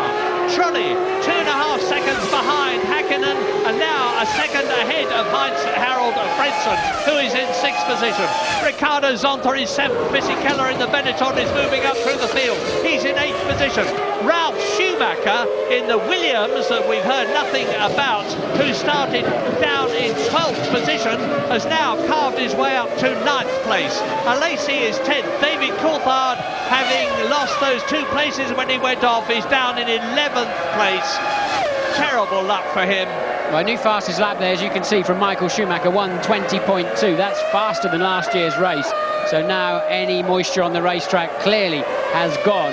And that is Hakkinen trying desperately hard still to put the frighteners on Villeneuve. Villeneuve will have nothing of it. And he, as I predicted, he was certainly struggling more on that damp track. Now the track has come good again. Villeneuve should be back to being able to hold off Hakkinen. Well, this has not been a good circuit for Jacques Villeneuve in his first year here with the Williams. He ended up in the Quebec wall. He finished second to Damon Hill the next year. Then the next year he went into the wall again. So for him to be up here in 3rd position is a very considerable achievement. But Rubens Barrichello is increasing his speed now. He's just done the fastest lap of the race to reduce his gap between himself and the leader, Michael Schumacher, to just over 26 seconds. And in the process, he is now 4.5 seconds ahead of Jacques Villeneuve. There is Villeneuve with Hakkinen behind him. And Ferrari are on a potential 16 World Championship points to the Prix World Championship points that Mika Hakkinen will score for McLaren if he finishes in 4th place. And of course it's potentially extending Michael Schumacher's already considerable World Championship lead, but there's still a long way to go. Now look back and you'll see David Coulthard. Yes, Coulthard making his way down the field for one reason or another with his stop-go penalty, spinning off on Verstappen's oil.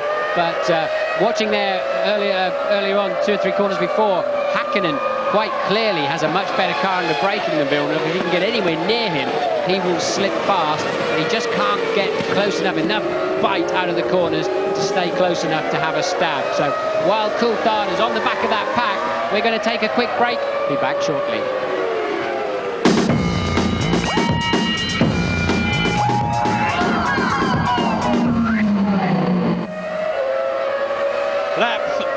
Lap 32 at Montreal, and the top 6, Michael Schumacher, Ferrari, leads Rubens Barrichello, Ferrari, by 26 seconds.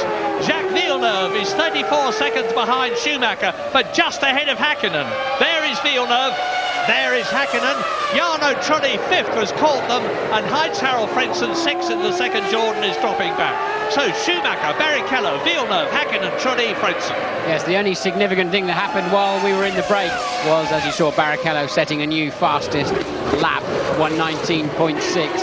That's a good lap time, but he's got 26 seconds to make up to Michael Schumacher, but it's certainly put Schumacher on notice, and he's had a bit of a hurry up, and he does not need his teammate homing in on him at half a second a lap. Otherwise he's got a problem later on in the race. And this is Villeneuve. You're on board, you're in 3rd position on the Grand Prix, and he is somehow still keeping that McLaren behind him. And this is why they've got to change some aspects of the design of these cars, because they just are too difficult to overtake with. And they're too difficult to overtake because the air behind Villeneuve's BAR Honda is so disturbed that Mika Hakkinen will be losing downforce from the front wing of his McLaren, as a result of which he gets less grip on the front tyres. And it's the front brakes, incidentally, which take an enormous pounding here. Here is Michael Schumacher closing up on Gaston Mazzucane's Minardi. He is in 20th position, and he is about to be lapped. Now, this is the first man to be lapped, other, of course, than Johnny Herbert and Eddie Irvine, both of whom are out of the race very early in their Jaguars. Now, Mazzucane, I hope for Michael Schumacher's sake, is keeping a very careful eye on his mirrors. He ought to be, because there's nothing in front of him. Ferrari mechanics in the pit lane, Murray. So I don't know who that may be for. It could be for Barrichello if he started the race on a little bit less fuel to give him a half a chance of sprinting past the McLarens off the line. Mazzucane moves out of the way, lets Michael through on the racing line, and we await to see which Ferrari is going to make a stop. I would say it's quite early to be making. If they're on a one-stopper, it's quite early to be making that stop, but it clearly doesn't mean to say they've got to come in twice. So Michael has got enough of a lead to be able to do it. 25.2 seconds. It will put him behind Barrichello, but I'm assuming he's not on more stops than Barrichello. There is Barrichello. This is a surprise to me, actually, but it's exactly in line with James Allen's forecast. He said expect people round about lap 35. Well, it's lap 34 now. I was expecting some of them to stay out until as late as lap 50, as in comes Heinz-Harald Frentzen, and he slipped down through the field. They're not ready for him, Murray. I'm looking out of the pit lane, and they're they're just coming out. Look, so I don't know what's going on there. Maybe Louise, what can you tell us? Well, the team obviously caught unawares there. Frentzen has been having a problem with his brakes. It was actually a team decision to allow Trulli to come through because Heinz-Harald was slow with his brakes. Schumacher in, Louise, I'm sorry. Schumacher in. Michael Schumacher from the lead of the Canadian Grand Prix comes into the pit lane at a maximum speed of 80 kilometres an hour. Now, he should be able to almost get out before Rubens Barrichello arrives. The gap was 25 seconds. It's a comparatively relaxed stop. They're adjusting the front wing angle here. Was something... Well, that's a long stop, 9 seconds, but nobody... There's Barrichello. Barrichello goes through into the lead. Michael Schumacher is second. Seems to be a certain amount of uncertainty, really, about Michael's right rear, and they are pulling Frentzen out of the race. Louise, what can you tell us? Well, yeah, as I was saying, Frentzen was having a problem with his brakes. It's turned into a terminal problem. The team were expecting him to come in about 3 or 4 laps' time. As we saw, he came and caught them totally unawares. He made the decision himself that the brake problem had got too bad. Nothing for him to do but pull into the garage and retire. And Mika Häkkinen is ahead, unseen by us, of Jacques Villeneuve. So, Rubens Barrichello leads, Michael Schumacher is second, and Mika Häkkinen is there. There's a replay as you see them coming down into turn 1. Michael Schumacher leading the race. Mika Häkkinen attacks, goes through on the inside of Jacques Villeneuve, who didn't seem to resist him at all. I think Villeneuve's ailing a little bit somewhere. We said, and we could see, there's a... that some blue smoke coming out of the back of the Prost Peugeot there. Whether he's getting a bit too hard on it now, that's a problem there. That's history, that one. But it seemed that Häkkinen was getting better and better under braking than the BAR, and yes, that didn't get very far, did it? Fire there. There's probably a bit of oil that's burning, and the marshals seem to be taking their time about getting there with the fire extinguishers. He's on the exit to the pit lane, so there should be all the facilities in the world. Meantime, the Prost mechanics are getting agitated there, and it really is time that somebody was on the scene with a fire extinguisher there.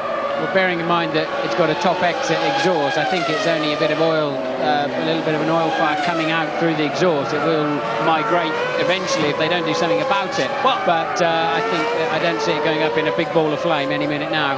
Now, the man to watch is Mika Häkkinen, who is literally a man released. He's got ahead of Jacques Villeneuve. There is still half the race to run. We're on lap 36 now in this lap 39 lap race.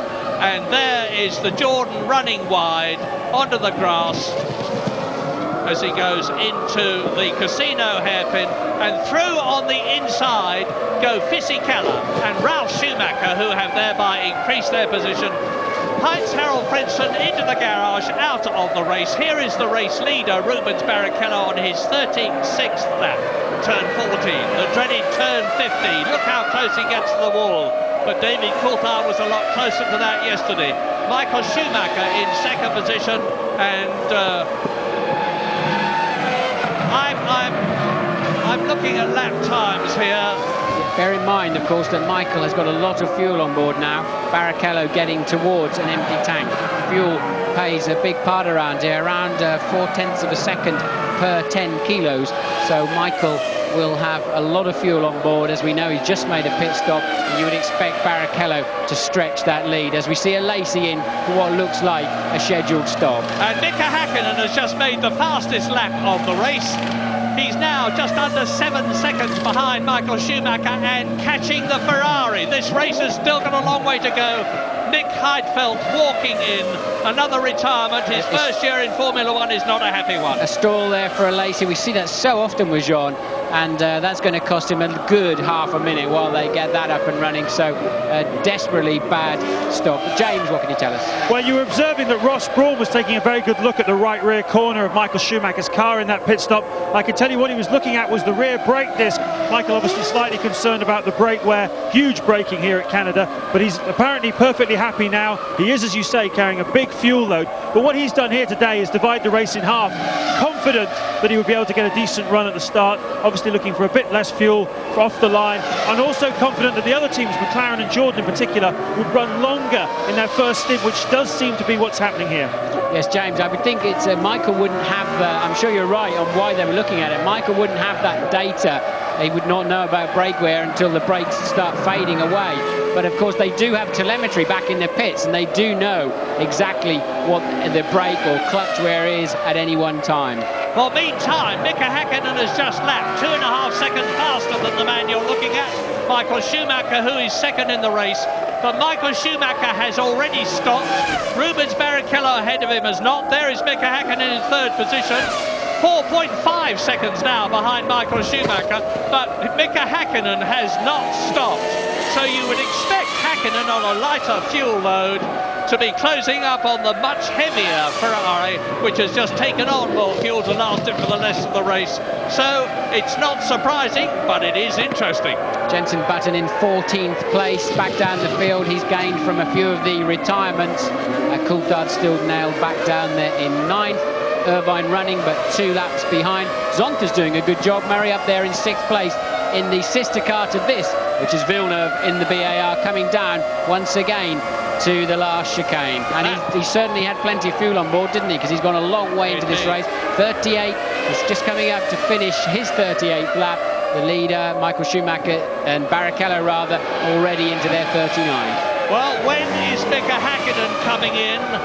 Michael Schumacher, of course, is going to be mighty difficult, to put it mildly, indeed, to pass, even if Mika Häkkinen thinks he can do so. But we've seen Mika get past Jacques Villeneuve, the man you're looking at now. And Villeneuve has got Jarno Trulli in the yellow Jordan behind him in 5th place. The top 6 at the present moment, lap 39, 30 to go. Barrichello leads Schumacher by nearly 7 seconds. Häkkinen is 3 seconds behind Schumacher. Villeneuve is 7 seconds behind Häkkinen, and just ahead of Jarno Trulli. There is the proof, you see it on your picture. Ricardo Zonta in the second BAR is another 7 seconds down the road, but both the BARs are in a point-scoring position at the moment.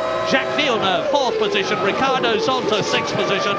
BAR have had a very torrid time getting into Formula One for all sorts of reasons, but hopefully from their point of view, because they've made a monumental effort, things are starting to come good at Canada, where their low downforce configuration and good car handling is paying off. 7th is Fisichella, 8th is Ralf Schumacher, who is catching the Benetton ahead of him. Into the pits comes Jarno Trulli from 5th position, taking the pressure off Jacques Villeneuve. Yes, I'm sure the Jordan mechanics will be ready. Clearly, Frenson's pit stop was unscheduled, although it looked like the mechanics were out late. That was not the case. Frenson diving into the pit lane, and you saw him retire. This is truly, and what looks like, a pretty regular stop for him. Remember, a lot of fuel got to go in to get him to the end of the race. Everything looks just fine on that, and out of the pits he goes. You may have noticed the enormous brake ducts that the cars have here. This is Gaston Mazzacane, and here coming towards him to lap him is Jacques Villeneuve in the BAR. So Häkkinen then has dropped Villeneuve now by a full 8 seconds. So Häkkinen really, and look, that's Häkkinen homing in on Michael Schumacher. But remember, Schumacher has already stopped, and as I said, he's got about 60 to 70 kilos of fuel on board that Ferrari now. And he will not, there's a white flag, so that means a slow car passing under that yellow bridge. You'll see something appear the other side. That must be a Lacey, yes, who'd already had a very long stop. That's both Prosts out of the race. And it's not at all surprising to see Häkkinen homing in on Schumacher because only of the fuel loads. Well, this is a race of attrition. It's taken a lot longer for cars to drop out than I expected. But Herbert's out, Frenson's out, Heidfeld's out, Eddie Irvine is out. And actually, by this time last year, we'd had the safety car out on the track twice, if not 3 times. And last year, history was created because the Canadian Grand Prix of 1999 was the first one to finish behind the safety car. It actually led them across the line, and about 5 seconds covered the first 6 home. Della Rosa in the pits for his second stop, although I'm surprised he's in again quite so early. And Salo too, and Genet, so plenty of action going on in the pits. This is the current scrap for second place between Schumacher and Häkkinen. And I remind you, Michael has already stopped once, and that big cloud of dust you see every time they hit the brakes into corners is the problem around here. They're limited to 28mm wide, just over an inch wide of brake disc, and they simply wear it out. It's so efficient in terms of its stopping capacity, but the carbon wears away, and look, there's all that dust again, and the pads wear away too, both of them. You lose all the meat off them, the pedal starts going very, very long towards the end of the race, or as we saw with Frenson here last year, they pop completely and sent you flying off the road. Now, these are the 2 best drivers of this year on the track together. Twice world champion Michael Schumacher, twice world champion Mika Häkkinen. Schumacher looking for his 3rd victory in the championship, and Häkkinen doing exactly the same thing. But there is a long way between them in terms of points, because there's 15 points between the 2 of them. And it's going to be mighty interesting at the end of this race to see what's happening, because there will be some furious thinking going on in the McLaren pit. They're running to very different strategies. You've already seen, and here is Villeneuve coming in, and down there is Jenson Button. Jenson Button coming in from, well, in 12th position. All calm and deliberate, and the Williams, but it's quite a long stop, 10.6 seconds, and Jenson Button explodes out. His teammate, incidentally, Ralf Schumacher, is in 7th position. And do I see spots of rain on the window of the commentary box? Yeah, yes, indeed I do. And I also see the McLaren mechanics out in the pit lane, so, and that's why. Here's Häkkinen, here is Mika Häkkinen coming in from 3rd position. Now the gap was 10 seconds. We can expect him to lose 25 seconds here with coming in, stopping, getting out again. And he's going to come down. Villeneuve has gone through. He's regained his 3rd position, but he has yet to stop. Mika Häkkinen, is Zonta going to get through? Yes, Zonta. Now, both the VARs and more, Fisichella, Coulthard. And Michael Schumacher is carving his way through the field. He now laps Jenson Button in 15th position. Yes, I don't think Jenson's got a particular problem. I think he was just getting out of the way there, Michael Schumacher. So Häkkinen falls behind Coulthard. Coulthard is showing as 1 stop, but we know that to be his stop-and-go penalty from earlier on in the race, which we believe to be because the mechanics were still starting the engine of his car when the green light came on. Some kind of drama, but they were still better, you know, to take a stop-go penalty than have David be moved right to the back of the field and have to start the race from the back of the field with the overtaking problems. And there's Barrichello coming in. The mechanics are ready in front of the commentary box here. And James, I'm sure you're there. I am indeed. Rubens Barrichello should rejoin back in 2nd place. McLaren just over there are going to bring David Coulthard in. He seems to have faded a little bit since that misfortune in the early part of the race. Now, most of these guys started with used front tyres and new rears, and everybody has changed onto that, except Rubens Barrichello, who's going with new front tyres. So not quite as much grip, more understeer we expect from Barrichello, but reasonably comfortable. Can Häkkinen attack him in the 2nd half of the race? That's the interesting part now. Yes, but it's raining quite hard down there, I would imagine, James, from what I can see, and I'm sure Barrichello sat there with rain trickling down his visor as Coulthard comes in too for his first scheduled stop of the afternoon. And it really is, it's nowhere near wet enough to change tyres onto wets, of course, but it really is looking pretty tricky out there once again for the 2nd time this afternoon. Yes, because if it rains a lot more and the circuit becomes damp and wet, people who've been in already for a new set of normal dry weather tyres are going to have to come in yet again. Some of them may not have to do that, depending on where they were on the track, and it could dramatically affect the positionings in the race. Lap 44 out of 69. And as you see, the Ferrari closing up on the two tail enders. We're going for a break. We'll be back for you to see the rest of the Canadian Grand Prix.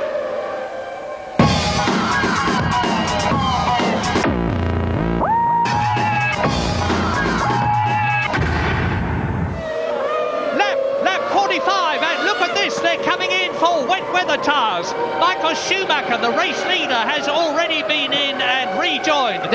Murray, there's no wets there for Barrichello's car, look. Barrichello came in immediately after Michael Schumacher, and the wets weren't out of their blanket for him. They just were not ready. It's cost Barrichello for James. Unbelievable. It was exactly like the Nürburgring last year. It looked like a unilateral decision by Barrichello because the team certainly didn't have the second supply set ready. They've introduced a new system at Ferrari after that debacle at the Nürburgring last year where Irvine didn't have a tyre. The engineer of the driver holds up a card with the driver's name on it. It's a very clear system. That must have been Rubens' own decision to come in immediately, and he paid a very heavy penalty for it. And then we're just watching BARs queuing up for stops as well, and Coulthard in the pits for wets. But sometimes, James, it's better to wait and queue than it is do a very slow lap or fall off the road because you're on the wrong tyres. So sometimes it is better to just come in and queue. Lap 46 then, and Mika Häkkinen is now second in the Canadian Grand Prix. I've lost track of things. I'm sure he has not been in for wet time. No, he has not. Michael Schumacher has the advantage then. He is still in the lead, but he's in the lead on the right tyres, wet weather tyres. Mika Häkkinen visually, you can see, is going a lot slower. Rubens Barrichello lost time with those tyres not being ready, and look at the way Häkkinen is crawling. Yes, he's really having to be careful with the throttle pedal a bit. Look, even just as tiny curves now become major obstacles when you're on the wrong tyres, and the slower you go, the more tyre temperature and pressure you lose, the less grip you have. You're in a lose-lose situation. Now it's raining quite hard, and Häkkinen has lost out badly. He will not be able to make really full use of the fact that Barrichello had a very slow pit stop. Be interesting to see how that one shakes out when Häkkinen rejoins the track. Now here's another sensational development. It looks as though Giancarlo Fisichella is, yes, he has, he's gone second. And Fisichella in the Benetton, who finished second last year and second the year before, is in second place behind Michael Schumacher on lap 47 out of 69, but he has not stopped. I think that was Wirtz you saw recovering in the other Benetton, but Fisichella, I think, made an ace move, or the Benetton team did. I think he just came in for his pit stop at exactly the right moment and went straight onto wet, and it played right into Fisichella's hands, and that's launched him up into second place from absolutely nowhere. And absolutely superb development and brilliant strategical thinking by the Benetton team. Fisichella's highest place this year is third position in the Monaco Grand Prix just 2 weeks ago. But now Michael Schumacher, the acknowledged rainmaster of Formula One, leads on the right tyres as Fisichella runs very wide indeed there onto the gravel. Now that is a replay. And here is Eddie Irvine, who I've said had retired. Well, he's in effect had, but he's rejoined the race now. And that's David Coulthard coming through and passing him. So there is Michael running wide. Going off. Michael Schumacher going off. And he may just have got away with that on the front wing as it turned one. It's not a major drama there for Michael. That'll give him a wake-up call. Just shows you how slippery the racetrack is. Like an emulsion on there now. A lot of tyre, rubber, a bit of oil, and now a bit of water on the top, and it is unbelievably slippery.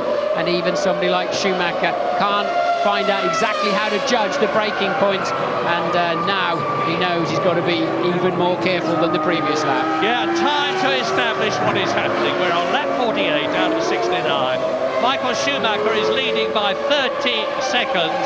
Rubens Barrichello is now back into second position as a result of Fisichella going off. Fisichella down to third place, just 2 seconds behind the second Ferrari. Mika Häkkinen is only in fourth position, but has had his second stop for wet weather tyres. Jarno Trulli is fifth and has stopped twice. Alex Alexander Wurz in the Benetton is in 6th position, but he has only stopped once. Yes, you see Barrichello is now 20 seconds ahead in 2nd place of 4th place man Hakkinen. So it was definitely worth him waiting in the queue, and it cost Hakkinen dearly to be tiptoeing round on the wrong tyres. Yes, it's not looking like Hakkinen's season at the moment. Admittedly, there's a long way to go. This is race 8. There are 17 races. But if Michael Schumacher can keep it on the island and stay where he is, he's extending his World Championship lead over Mika Hakkinen and, of course, David Coulthard, who's out of the points at the present moment. David Coulthard 12 points behind Michael Schumacher. Schumacher on a potential 10 points for a win. David Coulthard on a potential no points, unless he can improve at least 3 places from 9th to 6th. And this is the wet, tired shod Mika Hakkinen trying to close up on Fisichella, who is 18.18 seconds ahead of him. Villeneuve and Ralf Schumacher. Villeneuve in the BAR, Ralf Schumacher in the Williams, and they are respectively in 10th and 8th, or were, but there's been a change there as over the line goes the McLaren of Mika Hakkinen, who is carving into Fisichella's lead. He's taken 2 seconds out of Fisichella's lead on that 1 lap. But now we are 20 laps from the end of the Canadian Grand Prix. We've had 2/3 of it. We're on lap 49 out of 69. And Mika Hakkinen is only looking good for 3 World Championship points at the moment. There's Fisichella. Now he's 4 seconds behind Rubens Barrichello. That's Gaston Mazzacane, who has been lapped. And the prophecies about rain have turned out to be exactly right. They're running off the track left, right and centre, Fisichella. That's a different falling off the road there for Fisichella, so that's twice he's been off now, but he's still managing to maintain 2nd place. Barrichello, best part on the previous lap, best part of 3 seconds faster than Michael, but of course we saw Michael scampering through the gravel trap. That's why he would have lost that time. And they're now 2 to 3. The 2 Ferraris are 2 to 3 seconds faster than just about anybody else on the road. Yeah, well, there is Giancarlo Fisichella, who's one of the highest paid Grand Prix drivers of them all. And notice in the last corner they didn't go anywhere near the wall now, because that's a glossy piece of green painted concrete to look like grass, and it's an absolute no-go area in these conditions, so you won't see them playing hero with the wall now.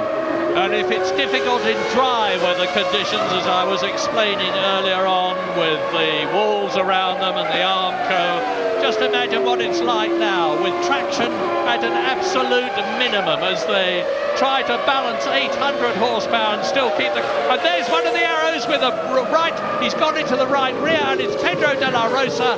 Pedro de la Rosa from 12th position. Park it, Pedro.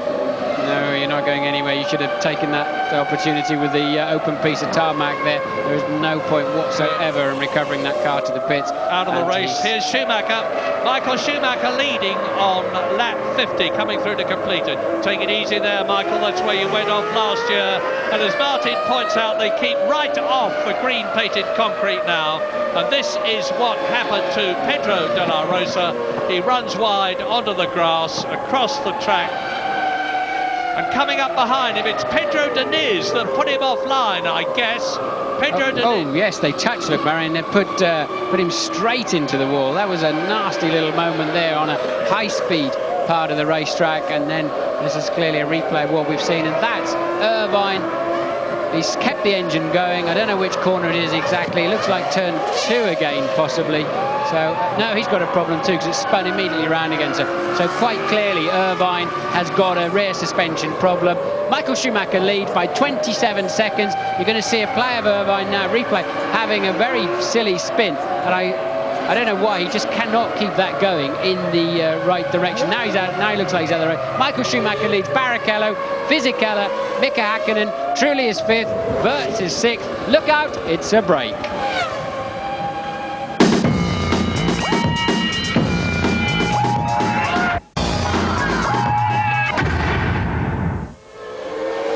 Look at this, off goes Alexander Wurz from 6th position. Behind him, Jos Verstappen. And Ralf Schumacher is coming up there fast in the Williams. This is a replay. This is Wurz going off. And Ralf Schumacher, still with that damaged leg after Monaco, has got past the Arrows. Ralf Schumacher then is driving one of the races that we expected to drive. Absolutely brilliant. And this rain is causing people to go off left, right and centre. We've got Irvine, Salo, Alesi, Heidfeld, Frentzen and Herbert out of the Canadian Grand Prix.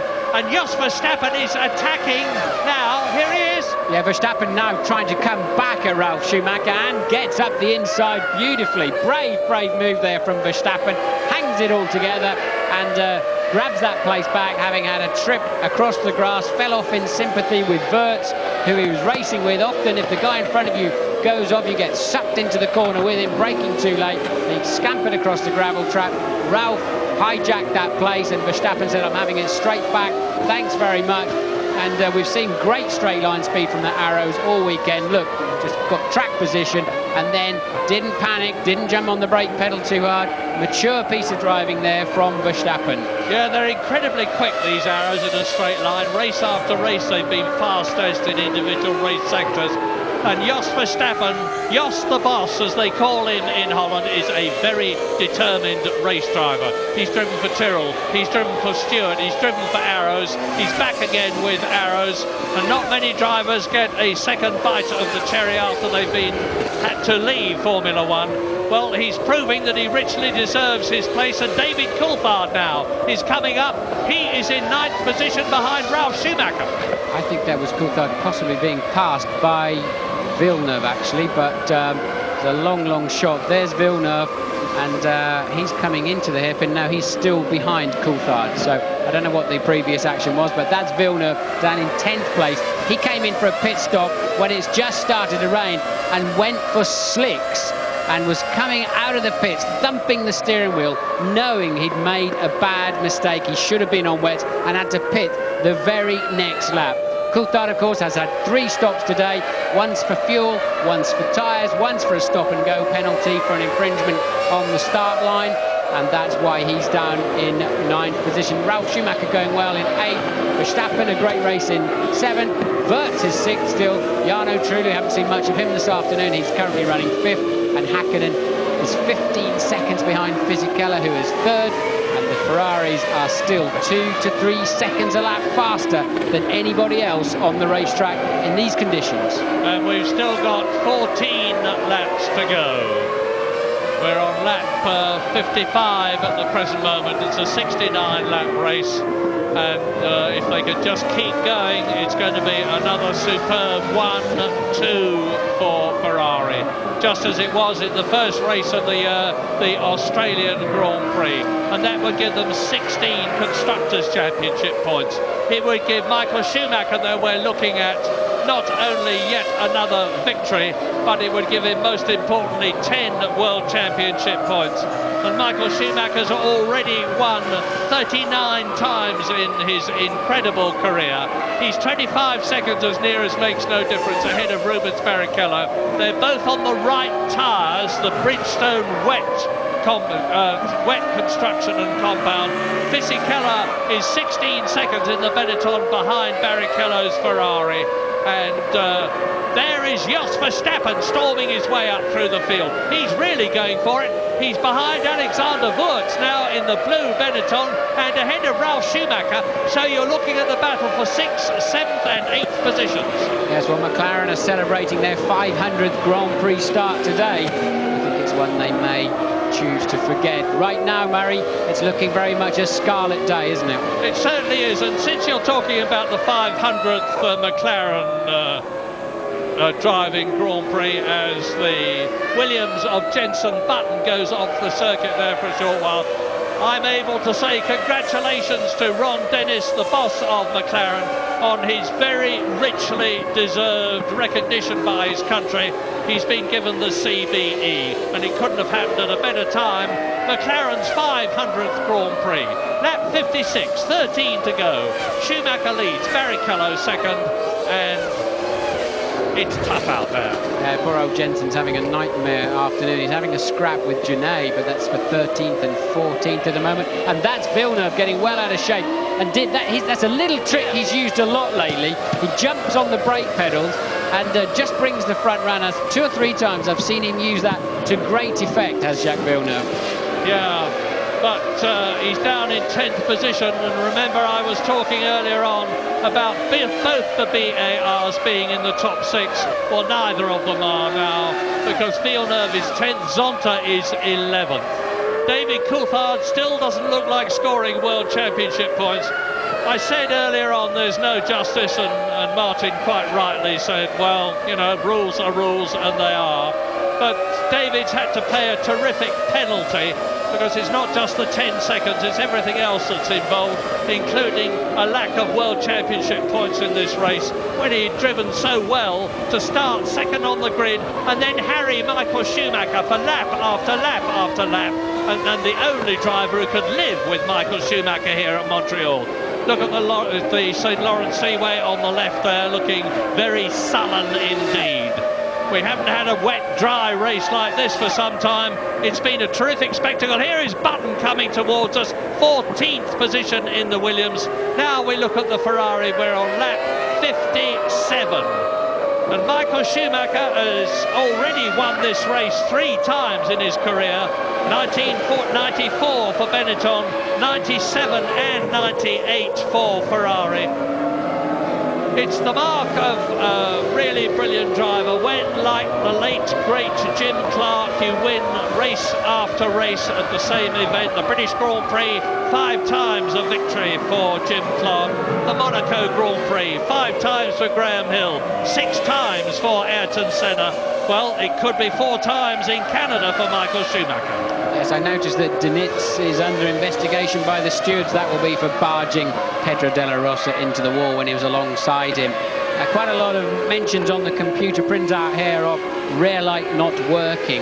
Now, that's up to the drivers to switch those on during a race where it turns to rain. Whenever rain tyres are on and you see the red light glowing on some cars, and you can see it on the even on the Jaguar there, but I do not believe they can penalise or pull the cars out of the race if they have not got their red lights working. And there is Verstappen, and he has now got alongside Burt, so Verstappen really moving through the field, moves up to a 1-point scoring position up in 6th. So Verstappen on the move. We're going to take a quick break.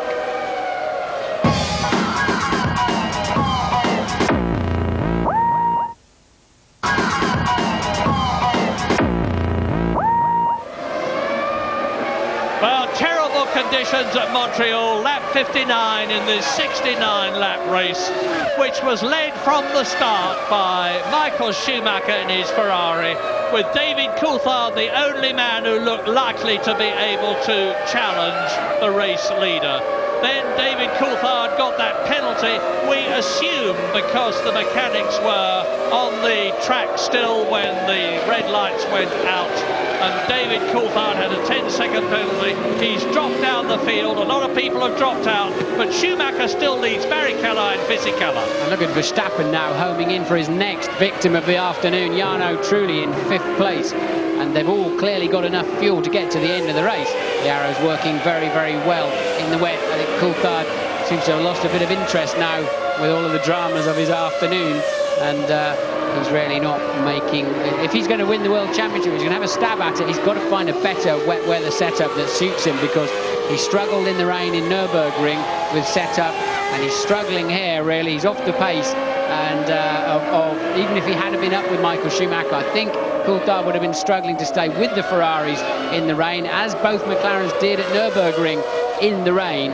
So McLaren have really got to have themselves a better option for when we've got changeable conditions. Michael Schumacher's lead down to 17.8 seconds now, and you've got to assume that he knows Barrichello may be allowed to catch him, which he most certainly is doing by over 2.5 seconds on the last lap, but he knows that Barrichello will not be allowed to pass him. And it would be crazy of Ferrari now to allow Barrichello to put any kind of pressure on Michael, regardless of contractual or World Championship situations. Look at this though, Jarno Trulli 5th has been caught by Jos Verstappen.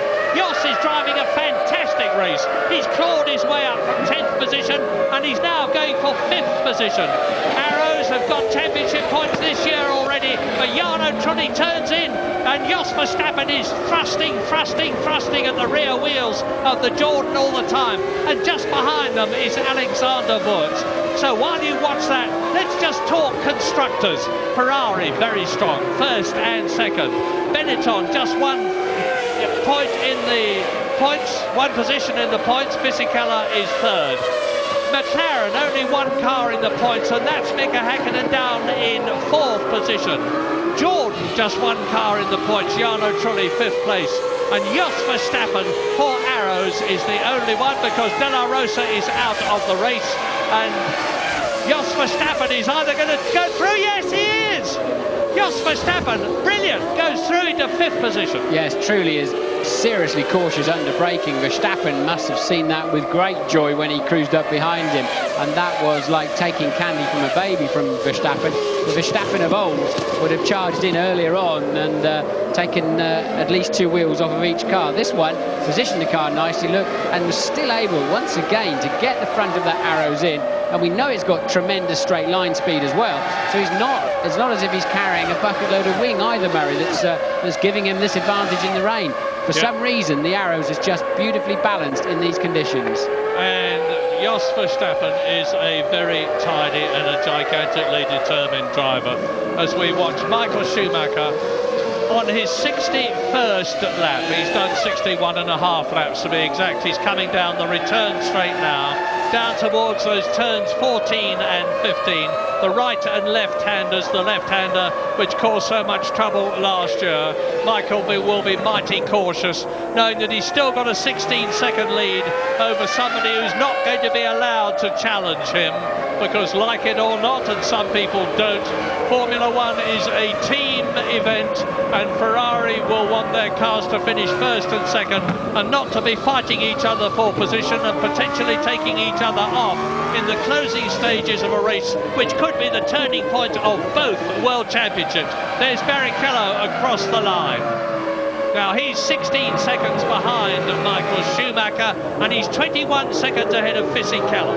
Yes, and Rubens not making mistakes by going out wide in the corners. That's where the grip is, off the racing line. The tarmac somehow is a little bit fresher out there and a bit greener, as they say in some respects, but it somehow gives you more grip in the rain because there's no tyre rubber out there. And you take a go-kart line, you go in, you can run very, very wide. Coulthard getting very close once again now to Ralf Schumacher. That's truly backing them all up. Yeah, this is the battle of the race. Trulli is 6th, Wurz is 7th, 8th is Schumacher, 9th is David Coulthard, 10th is Jacques Villeneuve that we're riding with now, with Ralf Schumacher, David Coulthard's car ahead of us. So David Coulthard in 8th position, Jacques Villeneuve, who was 3rd for so long, he was 2nd in the race. He slipped down through the order to 10th position, and off goes the Jaguar again of Eddie Irvine, who is down in 16th position. He's been lapped 3 times, and you'll see 1, 2, 3, 4 cars, and now they're all coming up to lap Eddie Irvine, and they're led by Jarno Trulli. Coulthard having a stab up the inside there. Ralf Schumacher didn't make it. Eddie Irvine's had a nightmare of an afternoon, hasn't he? He's going to end up being at the start of the next race if he's not careful. He's so far behind now, but all credit to him, at least he's carrying on. But this is, look at this, this is real motor racing. Lap 3, 6 to go at the end of this one. Schumacher looking good, but Villeneuve trying to get past Coulthard. Coulthard trying to get past Ralf Schumacher, who is trying to get past Alexander Wurz, who is right behind Jarno Trulli, and they all go underneath the bridge and down towards turn 10, the casino hairpin, even in these conditions, doing about 170 miles an hour. Incredible. Yes, and you saw Villeneuve still fighting his car a good 200, 300 metres out of the corner, and that often is the case as the torque of the engine, as you come into the peak power delivery, it can just loosen and light up the rear wheels once again, unexpectedly in these conditions. Now this could all end in tears because they're driving through great balls of spray, knowing that they're very close to the car in front, that the car behind them is very close to them.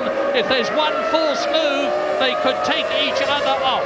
Coulthard very slow out of the last chicane. Surely Villeneuve's going to have a run at him now down into turn one. They're just out of the picture you're looking at, truly being super cautious. No, Villeneuve nowhere near. Coulthard running wide yet again, but it's a slow corner there. It must be 35 miles an hour in the rain. I'm surprised they're not staying inside more there. I used to find in the rain here a lot more grip on the inside, tremendous grip between turns 2 and 3. You had to get back across the track in a bit of a hurry to get an entry into 3.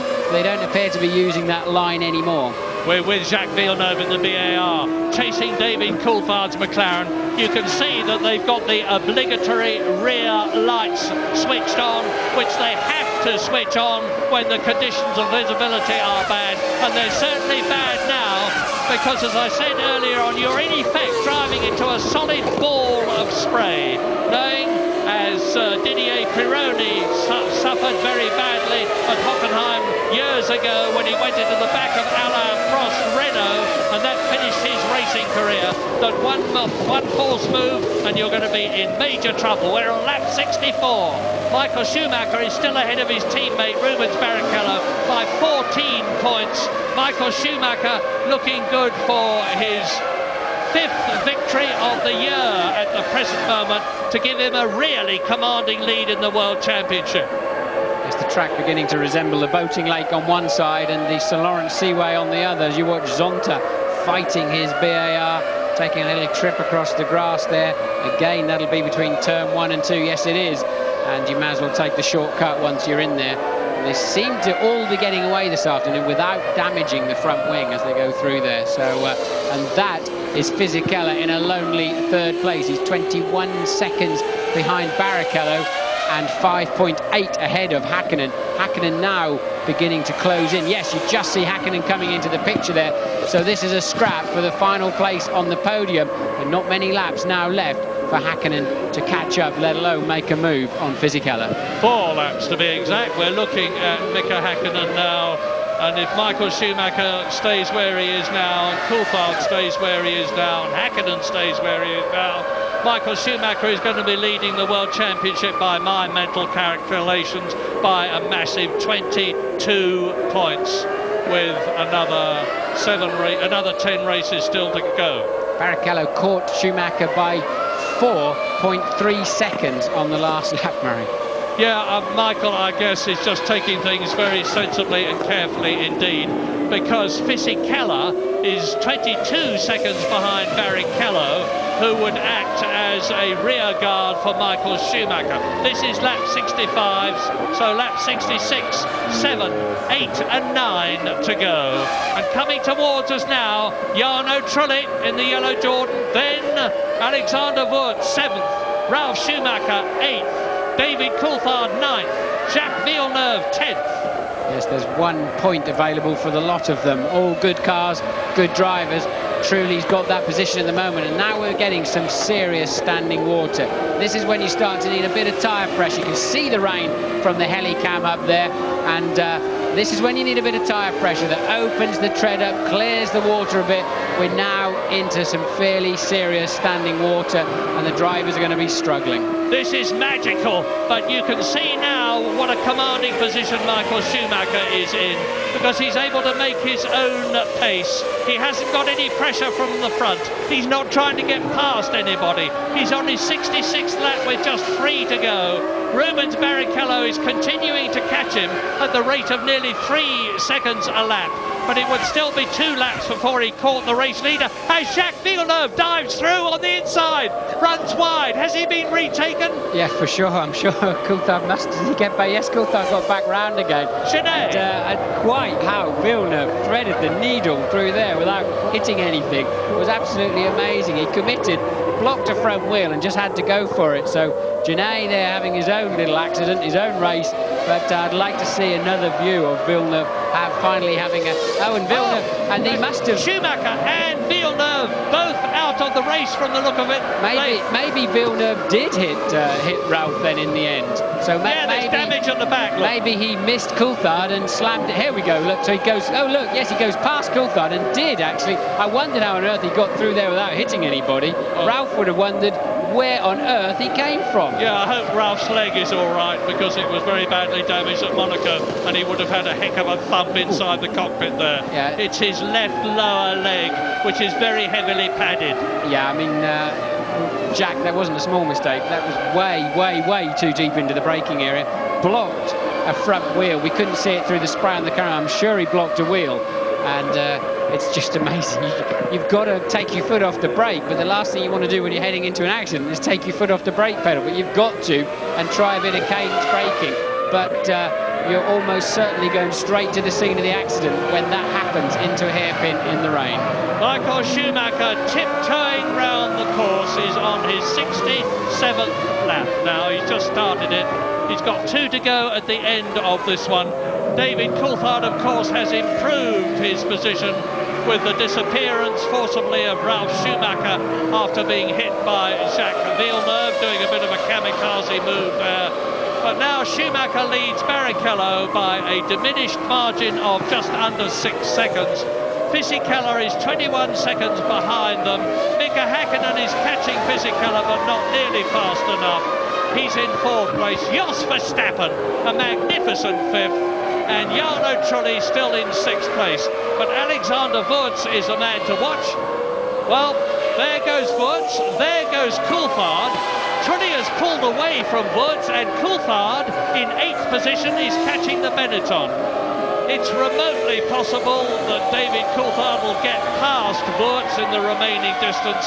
I don't think he can possibly then catch and pass Jarno Trulli to get a World Championship point, which he so richly deserves. I don't think Häkkinen's given up on that 3rd place yet, Murray, that's for sure. Lap 66, the way he's now beginning to catch Fisichella, surely, I mean, he was 2 seconds faster on the previous lap. I think he'll be very close as they head into their last lap. Not yet, but as they move towards the end of the race, Häkkinen clearly has the much faster car at this stage. Yeah, Fisichella really loves this circuit. 2nd last year, 2nd the year before in the Benetton. He's tremendously confident. We're watching on lap 68 now. Only 1 lap to go after this one. Michael Schumacher. There is Rubens Barrichello, who is really carving into the Germans' lead.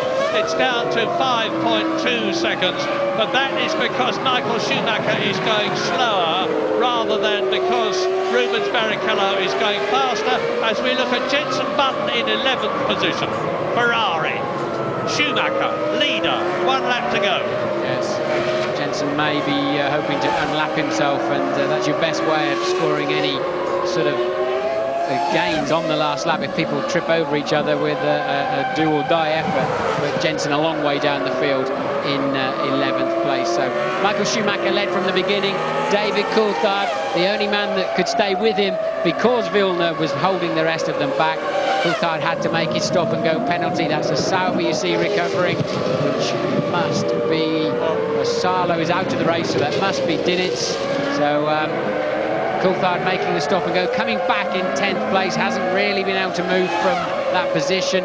Fisichella launched up into the reckoning, and that's Coulthard and Wurz off the track. Who can scamper back on first? David! Yes, Coulthard gets back on first. So they've obviously had a, right, I'm going to brake when you brake moment into turn 1, as Michael Schumacher trying to go as slow as he can. Oh, there comes Coulthard seriously deep.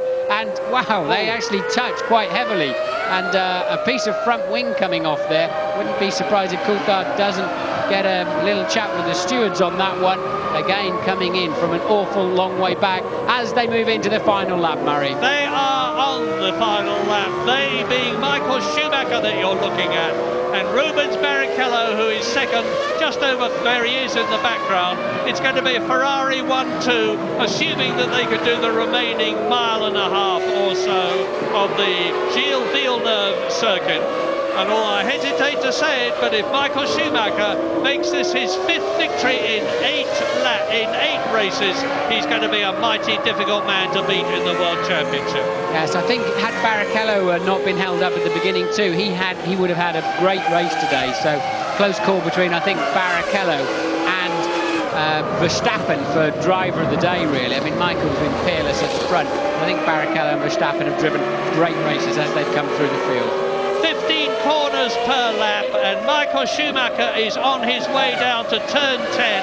It's going to be a formation finish for Ferrari. Forza Ferrari, they'll be saying in Italy, and rightly so. Rubens never won a Grand Prix yet, and I remember when I was finishing second, looking just down the road like that, you think, there is a win, there is a Grand Prix win just in front of me. Must be so tempting for him to go blatting past and say, I'm terribly sorry, but I just had to get that first win in.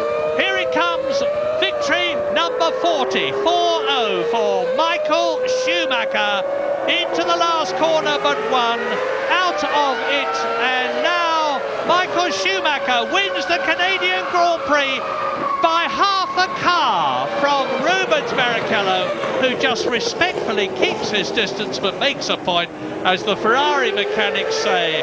That was a good one. And Fisichella for Italy, Ferrari Italy, Ferrari Italy, Fisichella Italy, and David Coulthard, Mika Häkkinen comes through in 4th position. Jos Verstappen is going to be a superb 5th for Arrows to get 2 World Championship points and do them a lot of good, with Jarno Trulli in the Jordan in 6th position. There are going to be 16 finishers, which is a lot more than we are used to in Canada. 8, 9 or 10 is the usual number of finishers. Time for a break, come back and find out about it more.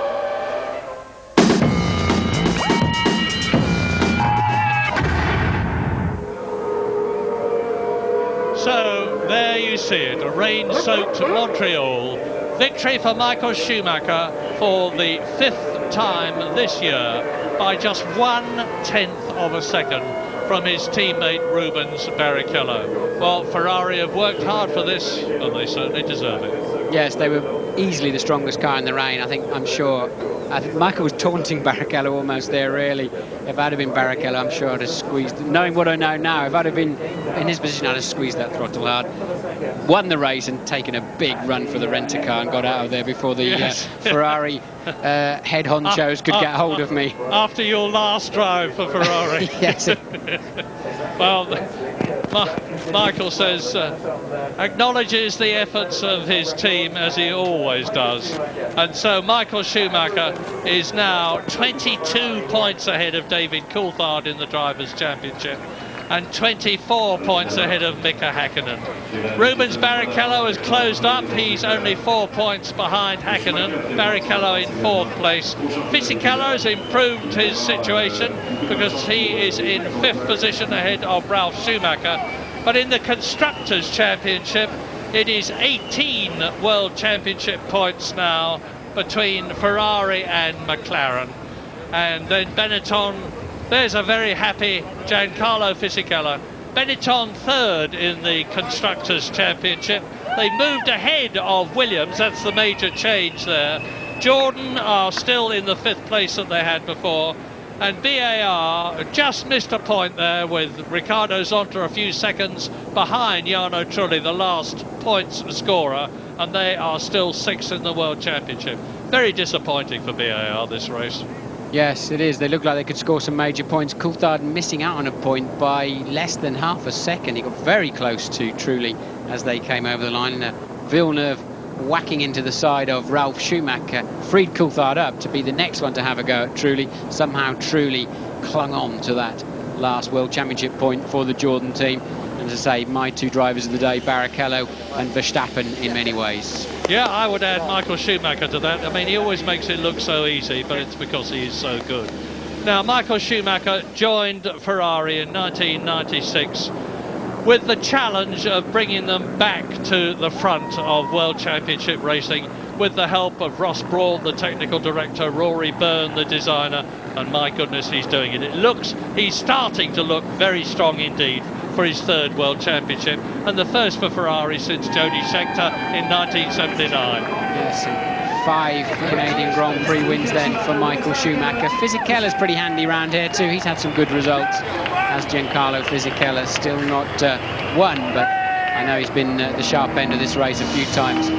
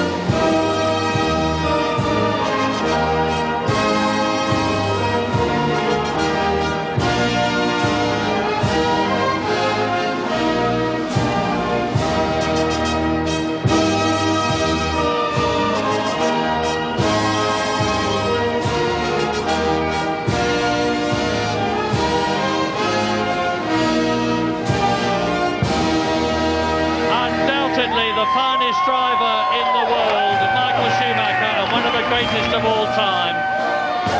One of the greatest teams for Italy, Ferrari, the national anthem.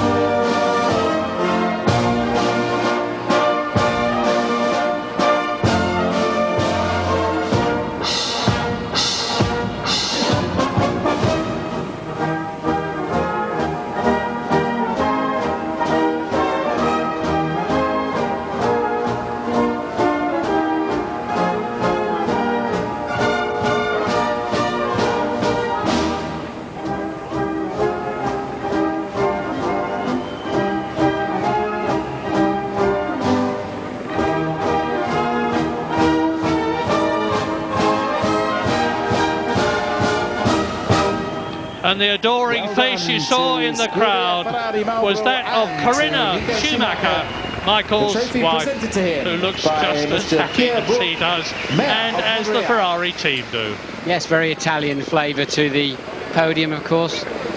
Benetton are registered as an Italian team, whilst they're based in Britain. And of course, the Ferrari team with a 1-2. Michael with yet another trophy. Must be a pretty massive cabinet. He's just over every 3 races this man has started, he's won in Grand Prix racing. And imagine how many of those he's been leading when he's had technical problems or whatever. Just astonishing. Yeah, and the Constructors' Trophy being triumphantly brandished there. Yeah, and Michael has actually finished on the podium in more than 50% of the races he started. Rubens Barrichello doing a great job for Ferrari, but you've got to be mighty good to beat Michael Schumacher, as Eddie Irvine and so many other people in the past have found. This is Fisichella's 3rd year in succession on the podium. Twice he's been second the last 2 years, and now he's 3rd. It's been another great Canadian Grand Prix. Absolutely right, Murray. A German victory in Montreal. I think we'll give them that one. Coronation Street is coming right up after we complete our coverage of the Canadian Grand Prix.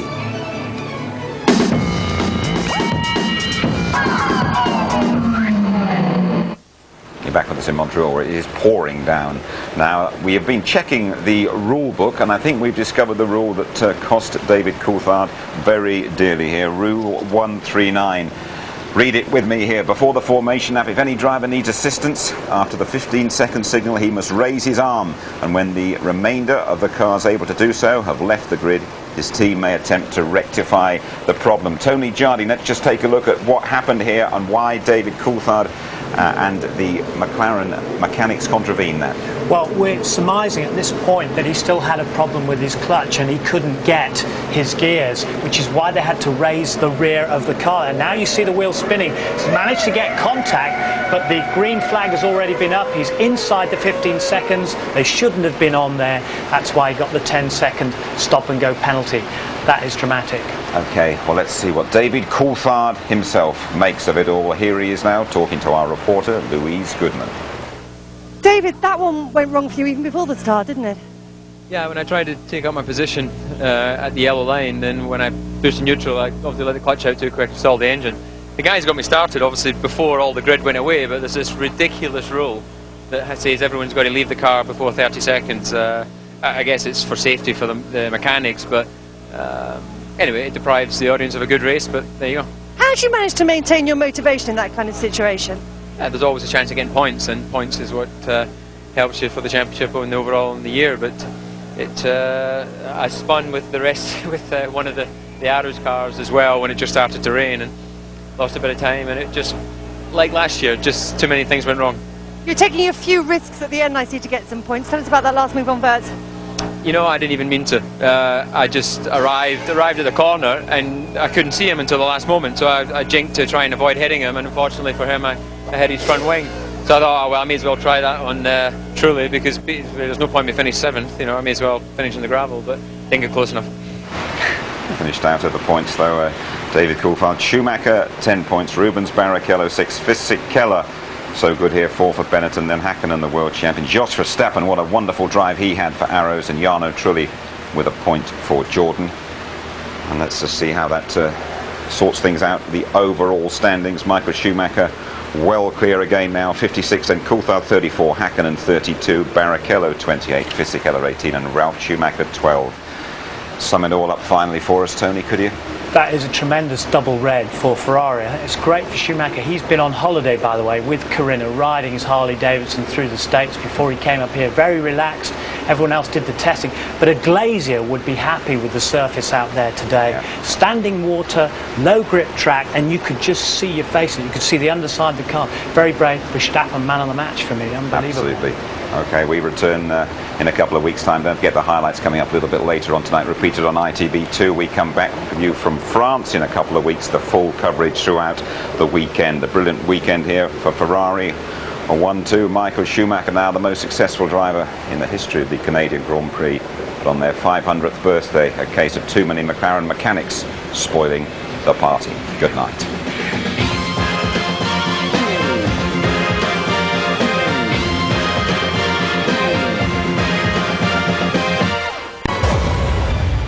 Michael, a fantastic victory, a very important victory for the championship.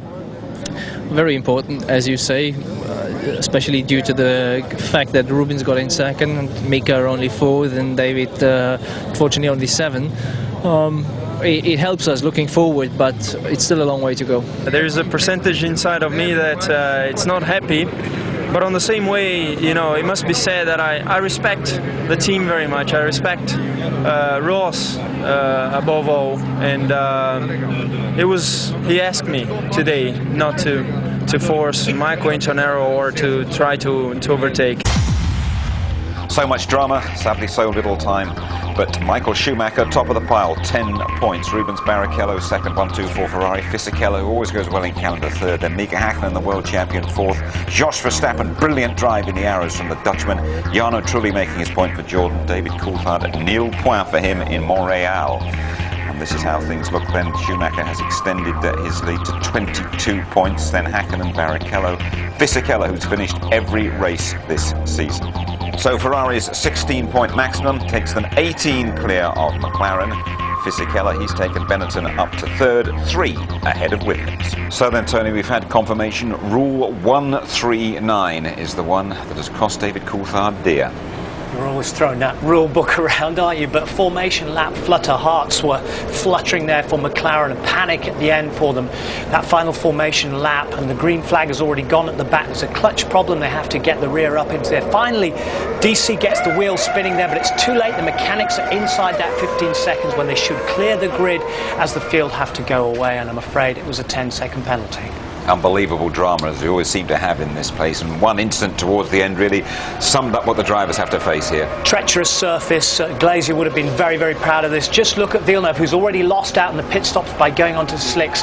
Dramatic last lunge down the inside to get past Coulthard into 9th place, but he also takes out Ralf Schumacher.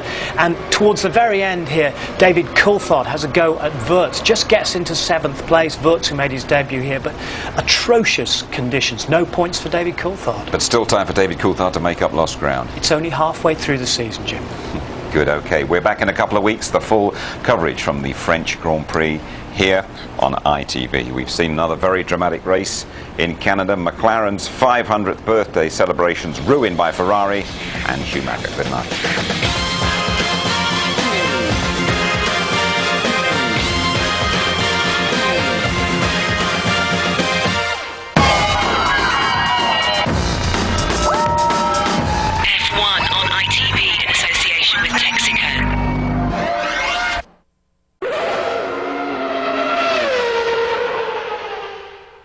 If you would like to know more about Formula One, the website address sponsored by livesport365.com is www.itv-f1.net.